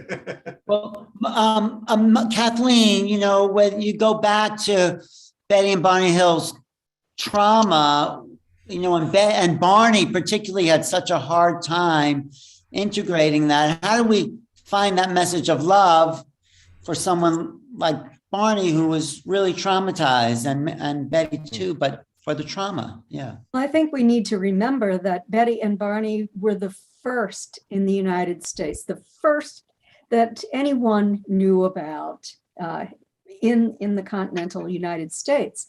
And but I was reading through the transcripts from the hypnosis tapes of Barney with Dr. Benjamin Simon the other day. And Dr. Simon said to him, do you feel that you were abducted or kidnapped? Do you feel that you were kidnapped? And Barney said, no, I don't feel like I was kidnapped, because when I think of kidnapping, I feel that someone has been harmed. And Dr. Simon said, you mean you weren't harmed? And Barney said, no, I wasn't. So, but he was screaming. He was screaming in fear, maybe not from harm, but yes. Initially, he was screaming in fear because he was convinced that UFOs didn't exist. It was impossible for them to come to this earth and interact with humans. And there he was in his conscious memory, standing in a field with a craft hovering 100 feet above him and seeing these entities, all but one suddenly turned to what appeared to be a panel. Their arms went up and little fin-like structures started to slide out, and something started to drop down from the bottom of the craft. And he immediately felt that he was going to be captured. He said, like a bug in a net. And that is when he went screaming back to the car. When that was all conscious recall. Right. When under hypnosis, they were coming. The group was in the road. He recognized them because he had seen them when he was looking up at the craft, when he was standing in the field. They're in the road. They divide into two groups, 3 to Betty's door, 3 to Barney's door. And Barney was not emotional. That's when Betty became emotional. She tried to flee. She was weeping. He just put his foot on the ground and felt as if he were floating, being supported somehow, and only the toes of his shoes were bumping along the rocks. Wow. Wow. So was it like, because they were the first ones, they were kind of breaking through a kind of new thought reality or a new reality, and that's kind of opening, and now we're much more accustomed and used to that kind of frequency maybe, and we can embrace it more with love because we know what's going on? Are you saying something like that? I mean, that's what I'm getting. Well, I think so, because Betty and Barney were very kind and caring people. They weren't your typical humans. If you think about, the typical human, they were activists for very good causes, for peace, for civil rights, for human rights. And I think that they were the kind of humans that these ETs embrace. The kind that they're looking for, or maybe the kind they created. Right. No, thank you. Is that your experience, Celestine, too? Yeah. I mean, you. My experience in the way of. Yeah, when you were younger, meeting those beings on the ship, of really being, or was it a kind of an adjustment period to get to the love part? Well, they were very concerned. I felt that they were seriously trying to figure out, what were we doing as humanity? How are we handling, you have to imagine what our bodies look like with cocaines and opiates, and, how are we feeding our people? We had it in our milk. I call us the children of the chemical age, and we're still carrying on with the pharmaceutical and stuff. But there was a friendliness. There wasn't really a lot of emotion, but I didn't feel fear. I felt calm, and I was kind of listening and trying to understand. And they were really, the one that was working over me, they were tall grays, was really trying to give me the information of what was going on. That it wasn't just some haphazard, we land, we start doing this study. And then later, when I came in contact up in the mountains, it was really about, they have always lived here. So that was really the thing that they wanted me to understand, that many of the intelligences had been here since the conception of Earth. So there was the wise ones, some people call them the watchers, the guardians. And then there was the first humans that were created who were androgynous, and then slowly they would give me kind of the history, which we map out in the book a little bit, the history, from their point of view of the groupings that came, and they didn't really live in the greening area. They lived in what was called the septicals. They made these vibrational energy fields, and then they built the cities like Shambhala and the Gopi Desert and all of this stuff. And, nobody lived in the greening area. It's like, why chop wood and carry water when you can, have these beautiful starports to come in and do resources? So what I found in being in the canyon, we called it the Buddha Canyon, is they would actually land And there was a hillside, there is a hillside that was all crystal. And because I was Native American, I was like, the way I found the entrances was following the ley lines. And the 60-foot waterfall led me up, and then to the right was 2 ley lines, one red and white, that had the crystals. Just pure, I mean, it was, when I first came back, I had 50-pound packs, and I said, this is ridiculous. You got to take some back, right?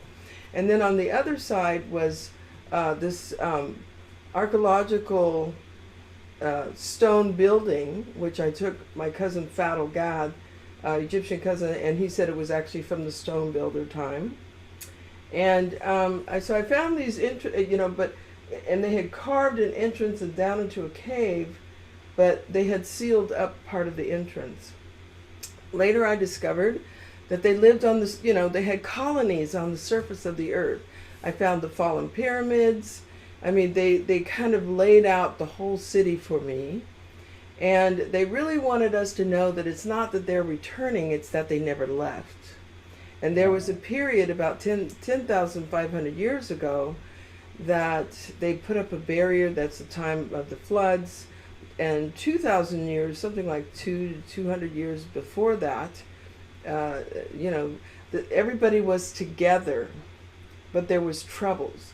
The people from Mars blew out their atmosphere. They settled the Fertile Crescent. People say the Anunnaki were the beginning of the races, but they were not. There were so many others.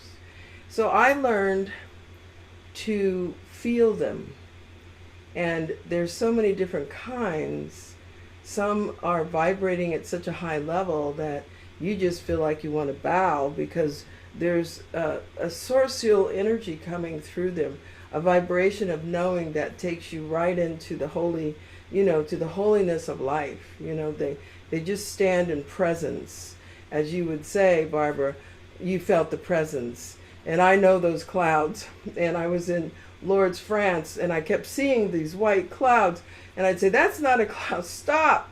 And then finally over Lourdes, Lourdes, they opened up the cloud, and Deborah Giusti was with me, and I saw to the throne.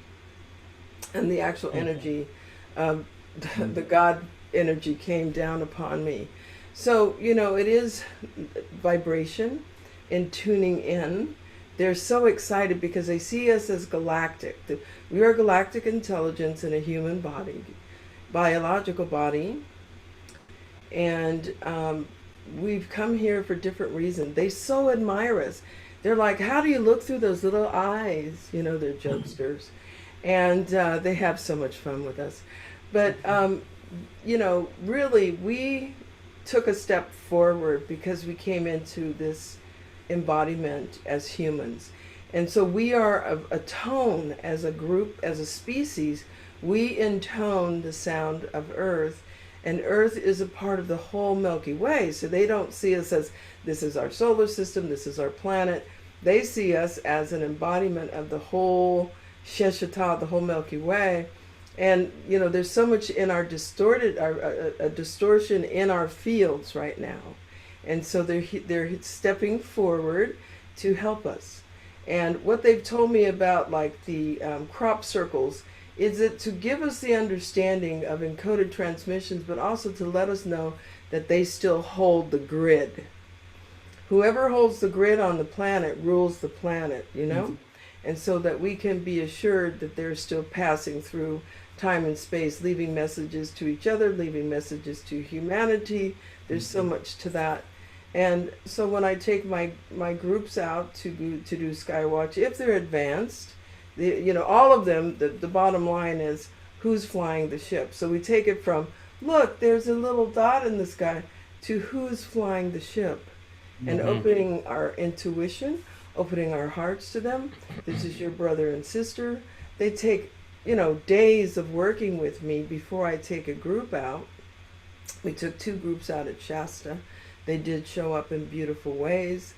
And so they said, we're building synapses, because when they would come out in the daytime, they would come out in a hologram that would look like an airplane.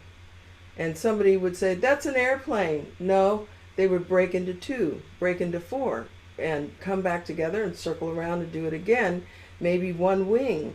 And they would keep doing that until the person finally said, that's not a plane. Right. So they're building synapses in order to be present with them and the vibration. But anyway, the love is there in the center. They move by the source. They don't, the ones that really connect with us and start working, they cannot just come forward and be in your life like, oh, let me go see that. Right. Unless they are reverse consciousness based. And still they get kind of in trouble for that, you know? Well, But- let's stay with the theme of love because I Yeah. think it's good. And that's why I wanted to just thanks Celestine. Thank you. I want to just go to Joan because she paints out of love. She exists. You sort of exude that, Joan, with your enthusiasm. Can you talk about that and meeting the beings from that place? Unmute. Yes. Alan, you're such a good moderator. I just have to say that you are the best. I just like to hear equal. I mean, I just like everyone to talk at once. Anyway. No. But you're good at it, and you're specific. So from the time I was very little, I knew something was different about me. Didn't know what it was. I had this one dream over and over again that somehow I was carrying my mother under my arm. She was a white marble statue. And years later, I had this regression with Yvonne Smith and discovered that actually those were the ETs carrying me. And funny enough, now that I'm talking about the story, the marble figure kind of looked like this, except all white. I painted him as a golden being because he told me he's an ambassador. So I always kind of knew I would see angels walking around. And so I just always knew until I started. The first time I ever heard Whitley Strieber, I knew that somehow he was talking to me, that I had been an abductee. And I was a pure abductee because my terror ruled everything. Okay. I mean, just hearing them come up the stairs. But I told you at some point that stopped. And I think what happened is they were no longer taking my babies. I had definitely had an experience where my son, I got pregnant. I knew I got pregnant, and the next morning I woke up and I was bleeding, so I was sure I'd lost the baby. But it turned out that I was guided that they are on the ship. So my son was taken, I know that. And I actually think I have a sister who had been taken because I've been told that I was a twin. I don't know. But it was really through plant medicine in 2013. I had a lot of contact from 2010 when from Baja to Arizona, was always seeing myself on the ships and lived under that UFO highway. But when I started with plant medicine in 2013, that's when I was called to the Council of Light. That's when they showed me that they're calling together heaven and earth. And that's when I started really channeling more. And I'm still just learning, I'm still learning how to let myself really open up fully to this consciousness. Well, thank you. Thank you. Rob, what do you get from this whole conversation? How do you put this all in perspective as we move forward as a community? I mean, all this different parts of the community contributing to this conversation. So where does it look like we're going with it? One of the things that I see as a consistency is that there's so many different paths back to source. And I think everybody's encounters or discussions or all the different ways that we've all had contact with either extraterrestrial, interdimensional, whatever the case may be, it's showing us that they're all slighted somewhat for the same purpose, for the mostly of what we're seeing, right? So a lot of people, while they have this contact, some only see craft, some interact. But through that longevity of over this time period, we're opening up our mind to this expansion of consciousness. And it all comes back to the consciousness and how we will it or manifest it or how we interpret it. It always comes back to that. And one of the things that I feel like this specific panel is everybody's talking directly to me, and because I'm still in the very beginning stages of what I'm looking into my journey and figuring out, was it that far back or was it just these two incidences? And from what I felt, it felt like it wasn't the first time, but I felt like Barbara said, I felt that so many times that there was just something either watching or I was at peace with whatever was going on around me, and I would look and there's nothing there. So, but my eye wasn't trained, or my consciousness wasn't trained to pick that up yet. I've had my awakening spiritually over the last 6 years, but it's so amazing how all these minds together and the art and all the different expressions, it literally envelops all aspects of society in different ways. And I think it's just truly remarkable. And I love the energy from everybody here. Everybody's story is just so profound to me. It's so many moments where I'm just like, wow.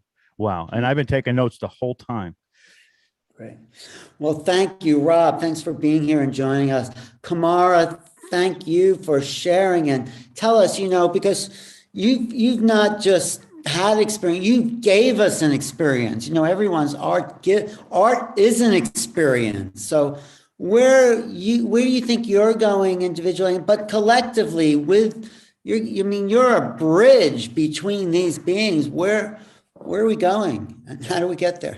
I'd like to put forth the idea that, anyone who shares any sort of transcendent information and sort of, translates it down into a presentation, albeit a piece of art, a piece of music, whatever, is sort of like a bridge, if you will. I really appreciated Celestine sharing your work. I mean, it's such an ancestral bridge, is the term I get for Celestine's work. Joan's work. What I'd like people to think about too is, choice of medium. I see a lot of people in the chat talking about digital art and analog art. All of my pieces start with sketches. That being said, even the choice of medium has some relevance in the conversation of how things are being transmitted as well. And so I think everything is a bridge. And I think how you choose to communicate that is very relevant to you and who you are and how you fit in. But I think it's also important to just continue to, be honest about who you are, be honest about what's been put inside of you and what source has designed you to be. Michelle, it's kind of interesting that you shared that artifact, because this guy sent me like 30 pictures of those artifacts last year. He was like, hey, look at this. This is like your art. This is like your art. And all I get from that is that, it's like NFTs or like Bitcoin or something like that. It's like there's a ledger, right? And we're all a part of this ledger. We're all a part of this data download, and we're all connected to it. And not only were we all taking and accessing points in this sort of data stream, but we're all putting new data and information into the data stream. And so as this data stream keeps rolling out, the more people who are able to raise their vibration and connect with the frequency, the more we can expand humanity. We have a long way to go. Collectively, we have a long way to go. But we have some really awesome, even on this panel, we have some really awesome souls doing some really awesome work with just trying to integrate higher dimensional energy. I know higher being a reductive, I agree with you, Neil. Just integrating higher dimensional energy into our three-dimensional reality frame. So it's important that we just keep sharing, I think. Yeah, you're absolutely right. I think this is what this panel was about. A kind of ways of integrating through the dialogue, and of course, everyone on the chat, everyone on YouTube, we're all sort of in this together. We're all trying to figure our way through an uncharted jungle. We're hacking our way through the underbrush to saying, no, let's go here, and we're doing it together, and that's what I feel from these panels and these discussions and the portal to ascension. So thank you. Kamora will be on. Yeah, go ahead, Kamora. Really quick too. William Henry, his presentation earlier was kind of interesting in that, those of us who actually studied art in college and who actually work professionally as artists, some of the symbols he was sharing through some of the older Renaissance art, some of the older artists and such. You gotta understand, this whole conversation's been going on for ages, right? And so artists back in the day, different, Renaissance period, 1500s, 1400s, whatever, the development of art in general, the development of art in different ancient cultures, everyone's been trying to add to the conversation. And so it's important to you can look at any point in history that we have access to, that we have, prints or imagery from, and just look at that. This is just an ongoing stream of data that is just constantly evolving. It's like 8-dimensional data. It isn't just this, flat thing. It's this multidimensional understanding of how we can think about the vastness of the experience known as consciousness and source. Right. And art influences consciousness and consciousness influences art. And it's like, we're not separate, and it's like this wheel that keeps turning through us and with us and, moving forward into the unknown. It's like the artist creates the unknown and brings it into the known. So Kamora will be at the Star Seed Summit the end of October. Look it up in Portal to Ascension. She is a rising star in this field, a rising star seed there. Starseed 2 days summit online. Good deal there. And so many people that were here will be part of that. Omar, where did Omar go? Oh, Omar. Yeah. What are you saying? There. What's that? Oh, he's right there. I wanted I didn't see him for a second. comment on art whenever he's finished there. Oh yeah, but go ahead, Celestine. I'm gonna share the links to the Star Seed Summit. So I'll go after you. While you're doing that, Celestine, go ahead then. Yeah. So a very interesting Jose Arquelas, who was a professor of art. He went around the world and he discovered that there are 7 pulses around the earth. And for instance, he would take art from, China or, the different pulse places. The book he wrote it in was Earth Ascending. So artist, if you're interested, that's something really important to get into. And he says, there's a pulse coming into the earth and everybody kind of gets it, but the artist will go in nature or wherever they're receiving it, and then they will begin to create the art. So he took as an example an urn that was a burial urn which had a top on it and was specifically in a form, and then 1,000 years later the form was still made but no top, and it was all around the world. And then he took another art form and another, and I think we're the new impulse. And he said, so the artist would create the art, the people look at the art, and then they build civilization from what they see. So I thought that was interesting. I just wanted to share that with everyone. Well, right, but what do you want us to take away? What do you want us to leave us with on that? Is that we are receiving transmissions. This is the reintegration of the earthkin with the starkin. We are one. There is no, we are humans and they are out there. We are one. They never left. They're just going to step forward. They've been stepping forward for hundreds of years now, and it's getting to the point that our Schumann resonance is rising in frequency, and so we're beginning to see through and understand more of, and they can come forward. They no longer have to cloak. The other thing is, it's called the Simperith, or divine plan, and this impulsing that's coming through the source, whose expression we are all a part of, is at the head of this. The source is pushing it through. So we're a part of this reintegration, and I'm so glad to be here with everybody and riding this wave. Thank you. Thank you. Thanks, Celestine. Kathleen, you're speaking at the Portal to Tomorrow, giving a presentation, but what do you get from where we're going as experiences, as researchers, as a planetary civilization, as this object of whatever this thing is out there? It seems to be coming closer, and like Barbara said, the feelings in people are emerging. What do you get from all this, and where are we going? I think those of us who are experiencers of this have an understanding of it and a moving forward at a faster rate than before.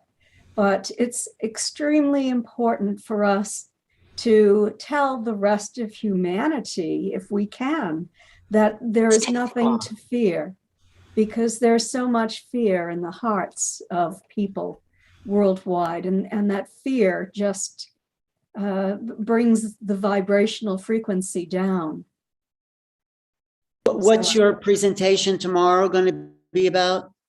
It's going to be about communication with non-humans, and about a recent experiment I did over a 2-year period with Kevin Briggs, Oh, I think you know, and the messages that we received from the Council of Eight. great. We should get Kevin on Portal to Ascension, Neil. He's a great channel. Yeah, he's reached out to me before, so let's make that happen. Well, he's a good friend of Kathleen's and he's a great guy. So thanks for being here, Kathleen. Was there anything new you heard on this panel? Because you've heard it all, sort of. I haven't heard it all. I enjoyed everyone's comments. It's so great to hear information from a variety of people who have some greater insight than I have into all of this. And so I want to thank everybody. Well, thank you for your continued work and enthusiasm. And you are a lineage holder, you know, so we need you. Thanks so much. I intend to stay around. Oh, good, because everything's about to change, I think. I mean, it seems that way. And Barbara, what about you? What do you think it's all going for experiencers and this evolution of our interactions with this phenomena? Well, I'm very delighted and gratified that more and more people are sharing about their experiences.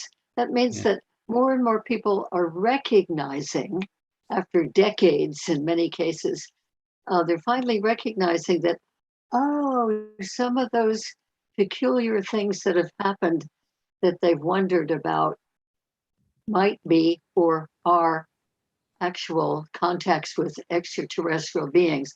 So many people are kind of coming out of their own private closet, shall we say, and even out of a more public closet. In other words, I think there's more and more awareness happening, certainly in this country, and I believe in some other countries too, that more and more people are awakening to the fact that there are these many, many other beings in the cosmos. We're not alone, and that many of these beings actually interact with those of us on Earth.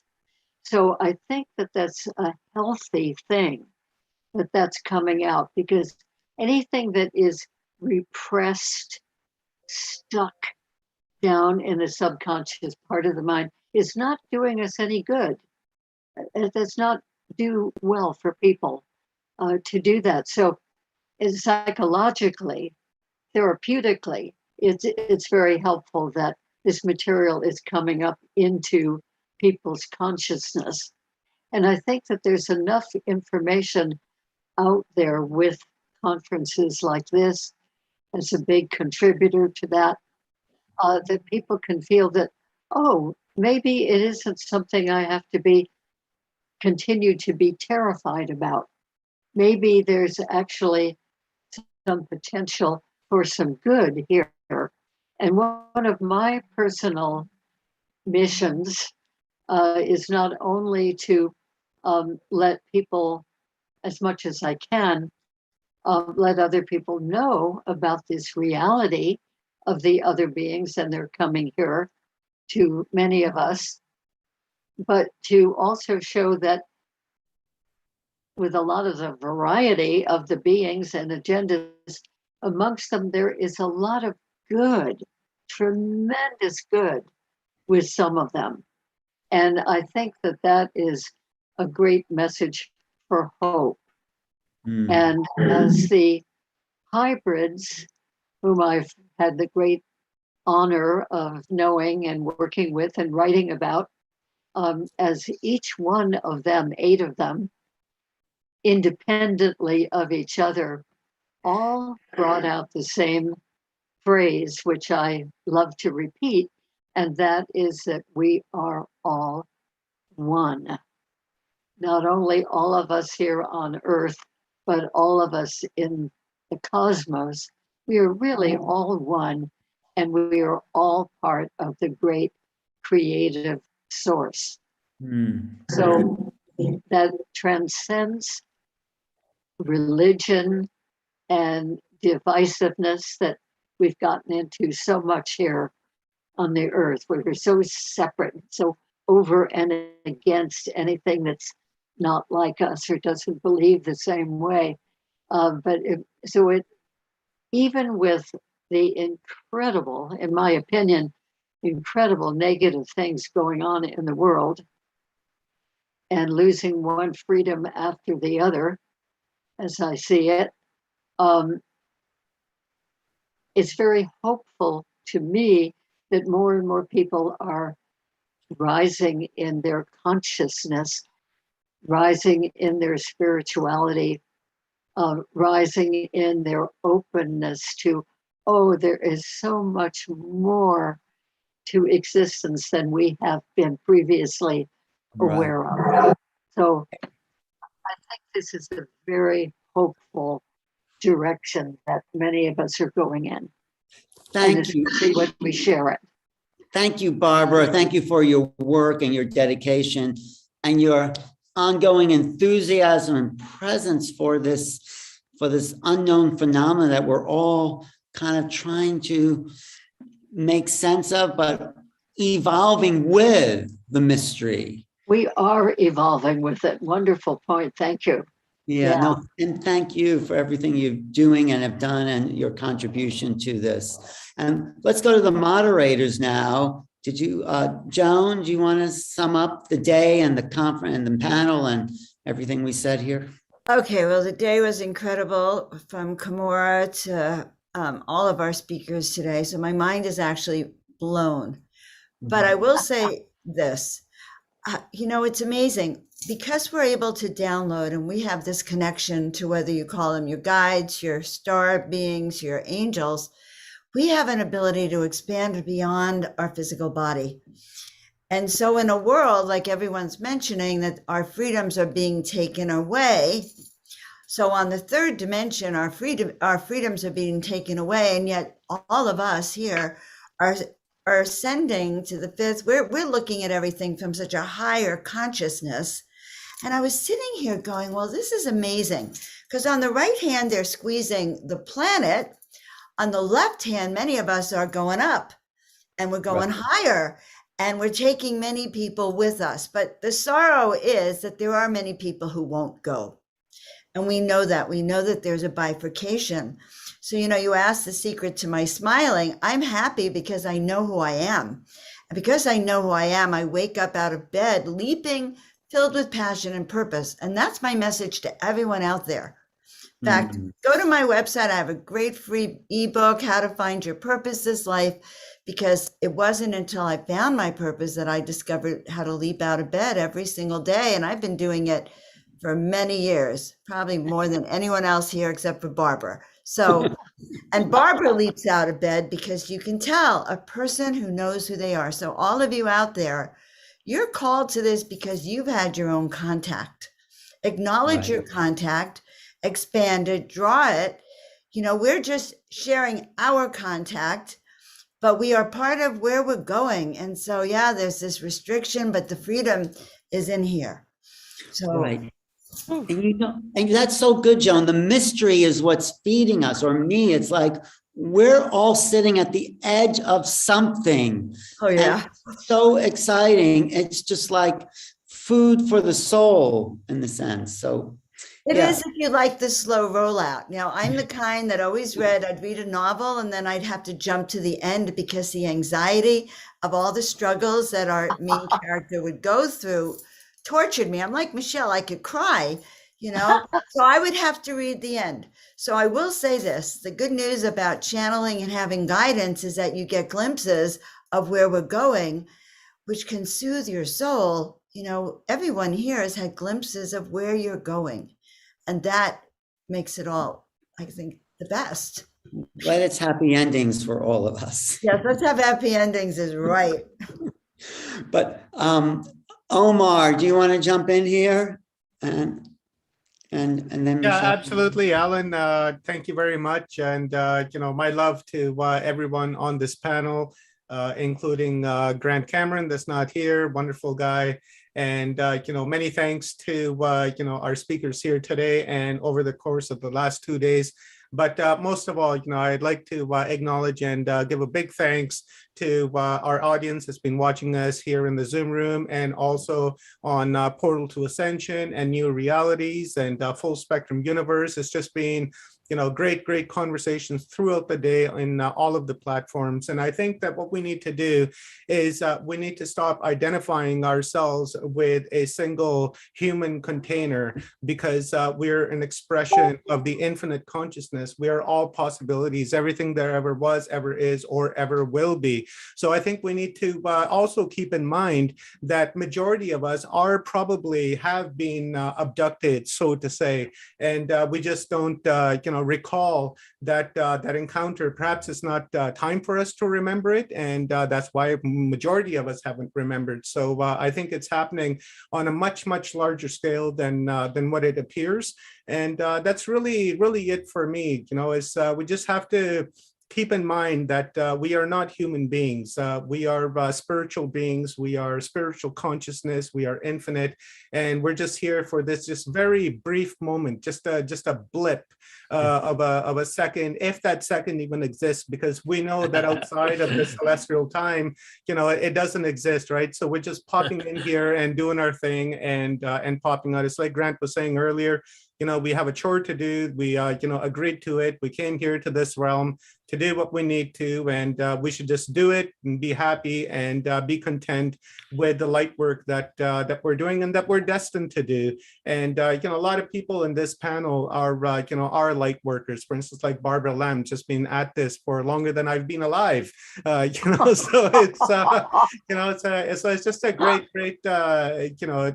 honor to be able to pick up the reins from our previous generation that's taught us this new knowledge, that we can carry it forward and give it to the next generation. And it's looking great, because people are waking up on a daily basis. Regardless of what the media says, there's a lot more of us that are awoke on this planet than those that are asleep. So we shouldn't listen to the fake media, and really concentrate on the communities and the spaces that we're building in this Zoom room and around the world, and really resonate with that message, and then take it home and talk about it at our dinner tables, and talk about it at work, talk about it on the bus if you're taking the bus to work, and just get that, lay that seed out there, and let someone fester on it for a little bit, and then maybe they'll be like, hey, what was that guy talking about on the bus this morning? I really want to know.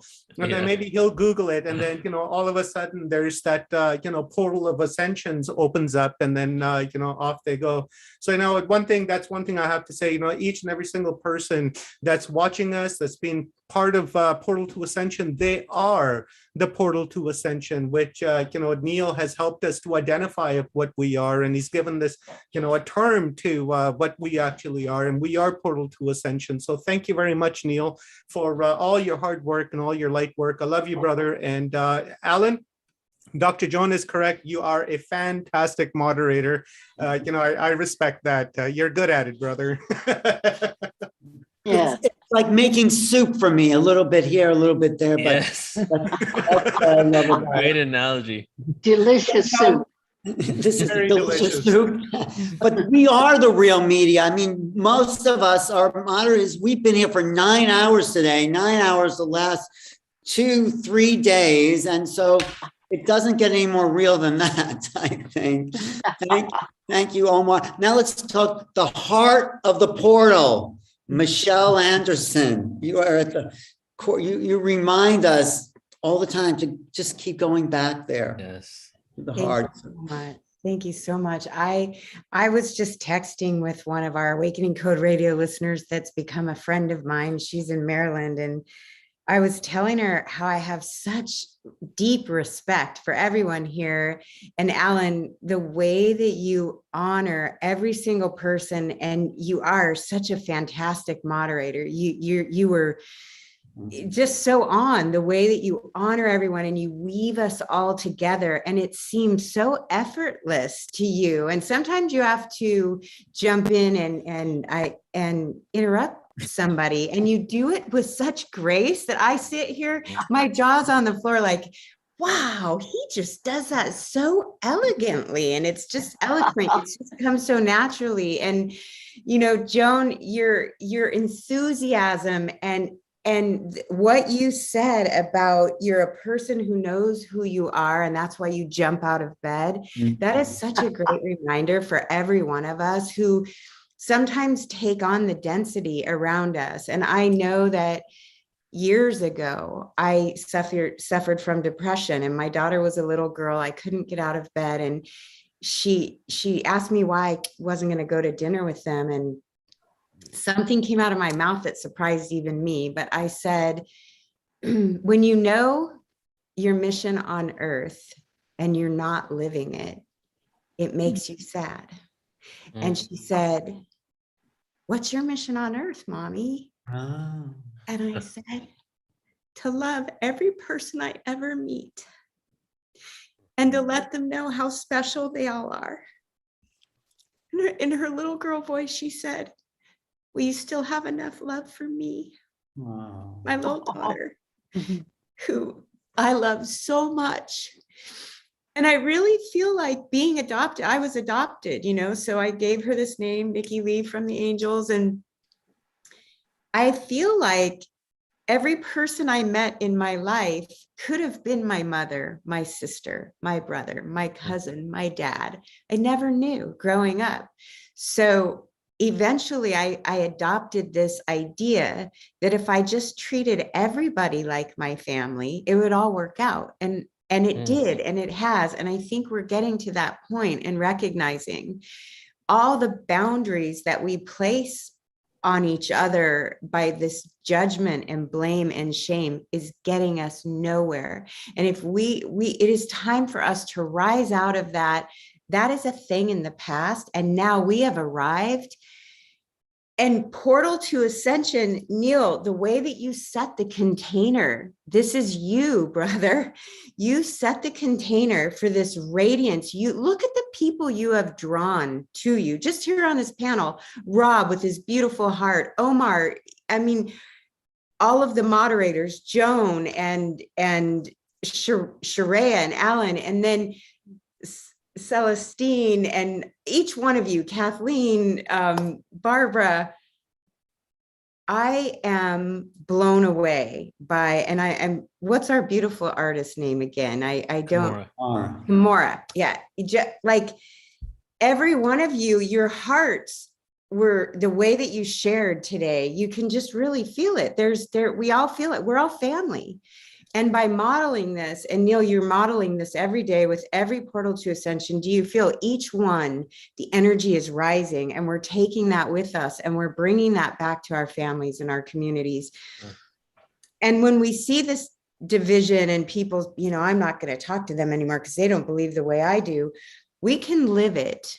We can live it into being. And that's what our mission is in this group. We are living it into being. We are, Celestine, I think you said it today. No, Sharia said it when we were talking with you about entrainment. That word, entrainment, being around people who maybe we talked about, having awakened. I don't want to put anyone down for where they are. Everybody's right where they need to be. And I looked up the word brainwashed to look at, like, how do you know if you're being brainwashed? Because I think everybody on each side of the equation is like, they're brainwashed. They're brainwashed. Yeah. And when I looked it up, one of the things I found was that a person who knows who they are cannot be brainwashed. It's that simple. So holding the container, holding the space for this massive awakening to happen, not putting people down, not calling people sheeple or they're stupid or they don't get it. That's old paradigm. That is so, ancient. It's time for us to hold this container, knowing that sometimes when it's 4:30 in the morning and my husband wants to get up to go to the gym and his alarm goes off, he snoozes it. I think that there is something called an awakening code. And when people are ready to awaken, we're here to embrace them and help them across this bridge. We incarnated for this time. And that's what lights me up and makes me jump out of bed. So wow. Thank you so much for everything, for holding this container, and to everybody in the chat. I just want all of you listeners to know that you're all creating this with us. It's not just us here on camera. It's every person typing in the chat. They're giving each other their email addresses and finding each other. It's family, and I think we need to expand more of that as well. Thank you, Michelle. You know, when you remind me of, like, we think we're talking about aliens, UFOs, we're really talking about ourselves and our own evolution. This is sort of what Grant and everyone's saying. This is our process. Whatever's out there, it's bringing us together and opening our minds and connecting with a deeper part of ourselves. This is what we're being called to at this time. And then I would, yeah. Sorry, Alan. I would also say that this is also counseling for all of us and everyone that's watching, because you know, a lot of people, they can't talk to their families about what's going on with them and the ascension process that they're going through, or ETs visiting them in their bedrooms or wherever the case may be, and they feel ostracized by talking to their friends and their families. So, you know, when you come to spaces like this that Neil's created, it's really a lot of counseling, getting over that trauma and knowing that there are other people out there who are having the same experience, and that they can be part of this community and this family and talk about it without being judged and without being ostracized, and be able to freely share what they need to share, just as they can get it off of their chest, and then they can continue on with their experience and continue being that portal of ascension when the future comes and when it's right for them. Right. Yeah. Rob, Barbara, and then we'll go to Rob. Yeah, Barbara. Yeah, just quickly. I am more and more aware of people who are coming to me for regression work to find out what their purpose in life is. You know, I've been doing this work since 1976, but in the last 2 or 3 years, there's really been an acceleration of people who are coming for that reason, to go deeply into themselves with the regression process, that is deeper into themselves and into their higher knowing, their soul knowing, to find out what they are here to do. How are they to serve? Now, to me, that's a really wonderful thing, that so many more people are wakening up to wonder, what are they here to do for others and for the world.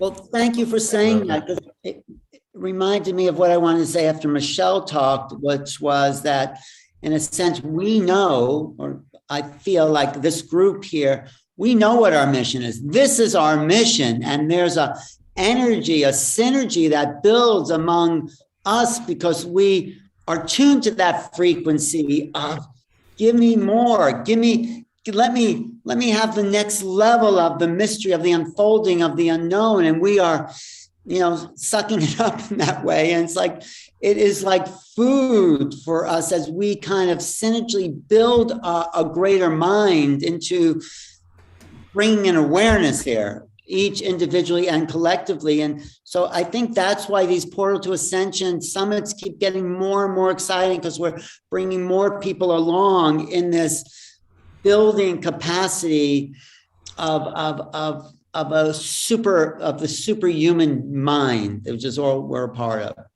So I'm excited. Rob, tell me about your excitement.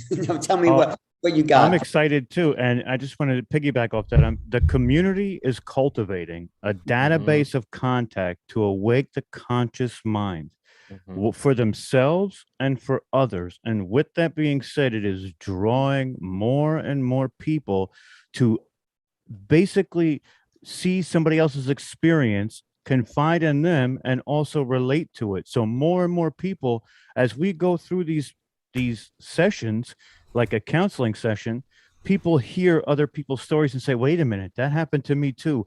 I have to look into this. And that is passing it. And that's each one teach one on a grand level. It's exponentially growing this community. which means the database will keep getting bigger and bigger and bigger exponentially, which the whole world will wake up eventually. And that's the sum of it all for me. Right, right. Someone used to It's tell me. inevitable. That's right. And I feel honored to be a part of this. Thank you, Neil. And it's like someone would say, it's not a small world, it's a big family. So and now the captain of the portal, the captain of the spaceship, Neil Gore. Yes. Yay! Neil, take us home. Take us to the All space. right. Oh, Neil. So incredible. I mean, I'm usually not speechless, but I am right now. I'm like, but I'm still gonna say a lot of words. But I feel speechless because I don't even remember the last time I felt so blessed to be sitting with a group of people. And I've sat on a lot of panels, but just this one, just the whole concept of the experiencer and all of the emotions that brings up in us, and like how it connects us to beyond this reality. It's just like really heart opening. And every single person's the whole thing was amazing, but every single person's closing statement was gold. Like literally we should transcribe each of them and make a book just out of the closing statements, because just the empowerment that was just there, and the frequency and the vulnerability and the humbleness that everybody is sharing from this experience. I really feel like, it intuitively comes together like this, because I know a lot of you, I don't know all of you personally on that level, but then intuitively when we all get together, the synchronicities start to unfold and all of this is shared. So I feel that this panel was extremely heart-centered and just really up-leveled just everything that we've been together creating, and really an up-levelment and of everything I've ever done, has led up to this point, and now we're having these discussions on it gets bigger and bigger every single time we do these events. More and more people are involved in here, and I'm just really excited for what's going to be happening in our future, because you guys give me hope. I'm just a hopeless optimist, and so much that, and I've said this a few times during this conference, over the last year and a half, I actually lost hope, and I've never lost hope in this whole thing. And then I had to remind myself to have hope. And then I felt like a hypocrite doing these events where I felt hopeless, and I was just I just really I'm about to cry actually. I really felt lost and disconnected, and doing these events, speaking to you guys, having this communication really makes me feel that connection again. So it just goes to show how we need each other to be the reminders, right? And it goes back to what I said about amnesia yesterday. If we didn't have that amnesia, maybe we didn't need the reminders. But now we have all these reflections of us to just remind ourselves who we truly are, that you're on the right path, that we are grateful for each other. And through that, we can continue doing this work. I feel that a lot of us, we work very closely, but as the years continue, we're going to start working together even more and more closely, because the time to create a new world is going to happen very soon, or is happening. And we are the architects for this new world, and we are the wayshowers, and there's going to be millions of wayshowers, right? But at this point, a wayshower is someone who's going to be providing information or implementing this awareness. And I think this is the beginning of that discussion, right? And just one last point on that. If you look at ancient history and the turn of the zodiac every 2,000 years, there's a new spiritual philosophy every zodiac that manifests, right? Even when Moses struck down everybody on Mount Sinai, that was not so crazy as they explained it. It was actually that they were worshiping people from the old zodiac, and Moses was like, hey, it's a new zodiac now, there's a new spiritual tradition, you should be worshiping this new tradition, not the old one. So first of all, why did he judge them and do that to them when they were just following the old traditions? So maybe that part isn't real. But what I'm getting at is that's the exact same thing that's happening now. In the beginning of all of these shifts in consciousness, there is a group of people that are very small that end up becoming the main philosophy in the world. In our devolution in consciousness, we had organized religion. In our evolution in consciousness, we have what I like to call non-dogmatic spiritualism. No scriptures, no text, just true spirituality. Implementing quantum physics on a spiritual level, the subatomic world is what was really happening here. So that's all I want to really say about all of that. I'm just so happy to be here with all of you guys, and I love you all. And I really want to create this in person live and just like not only have this conversation, but then go out to eat afterwards and like hang out, you know. That's what we're gonna. Hey, can I just read the chat, Neil, for Yeah, you? go for it. Go for it. It says, we're feeling what you're feeling, Neil. Only from our living rooms. We feel so connected to all of you and everyone in the chat. So grateful. Neil is my mentor and brother. I love him very much. I have so much hope as a result of listening to these 3 days. Many blessings to all. Always appreciate your sacred breath, which is divine within us. Collaboration and inclusivity, the divine feminine, may she rise. And this was very comforting tonight, much wanted. Everyone sleep well, and we'll see you tomorrow. But anyway, Neil, you have some final words there. Yes. So firstly, I just want to say thank you to everybody here. I appreciate all of you. And now I'm going to close out for the day, and I'm just going to do some poetry, if that's okay with everyone, and we'll close out. Okay. Thank you, Neil. Anybody argued with that, we'll be like, what? No, I meant if anybody wanted to say anything. No, thanks, Neil. Thanks. All right. So I'm going to do 3 poems here. And let me just tell everybody that tomorrow we're live at the same time. I don't think I'm going to send another email out because I've sent 3 or 4 already. Use the same link to join. If you're on YouTube, subscribe, come back at 10 a.m. But definitely check the same Zoom link for tomorrow. We have a whole other day with an extraterrestrial panel at the end of it. So see you tomorrow. And here are 3 poems that I'm going to share.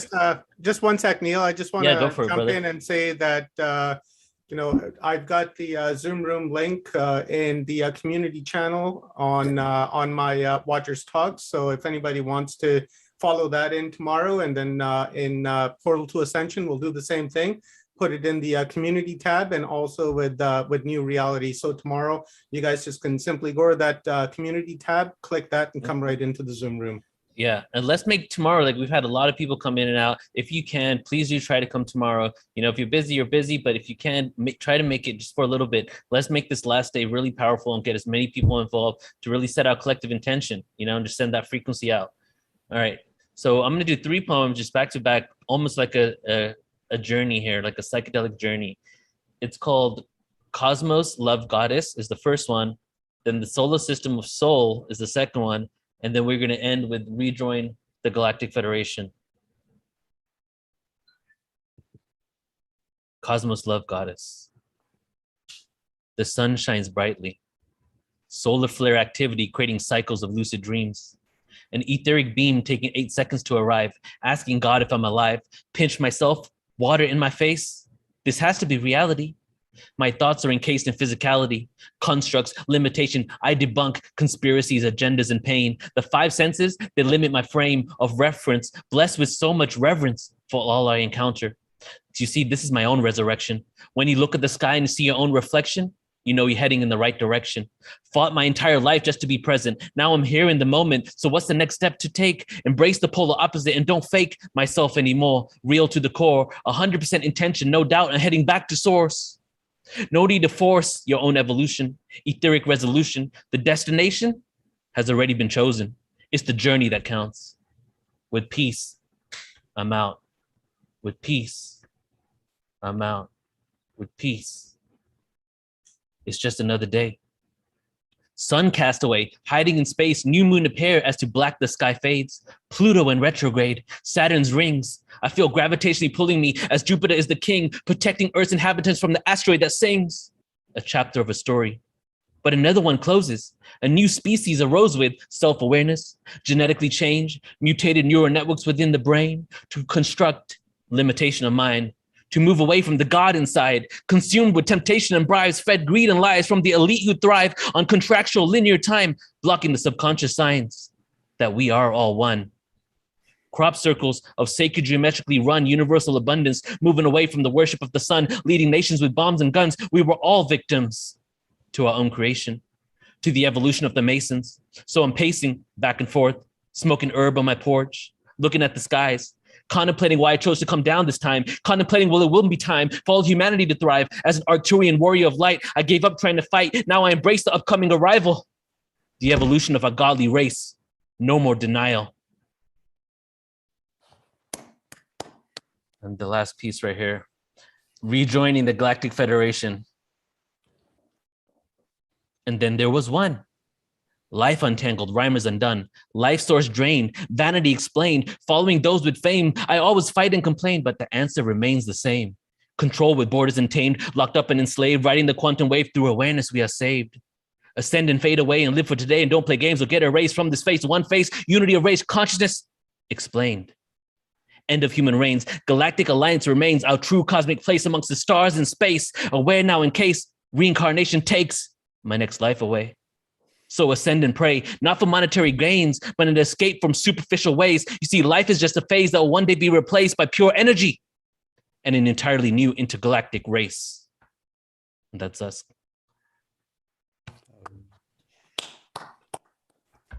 Beautiful, brother. Beautiful. Love and resonance.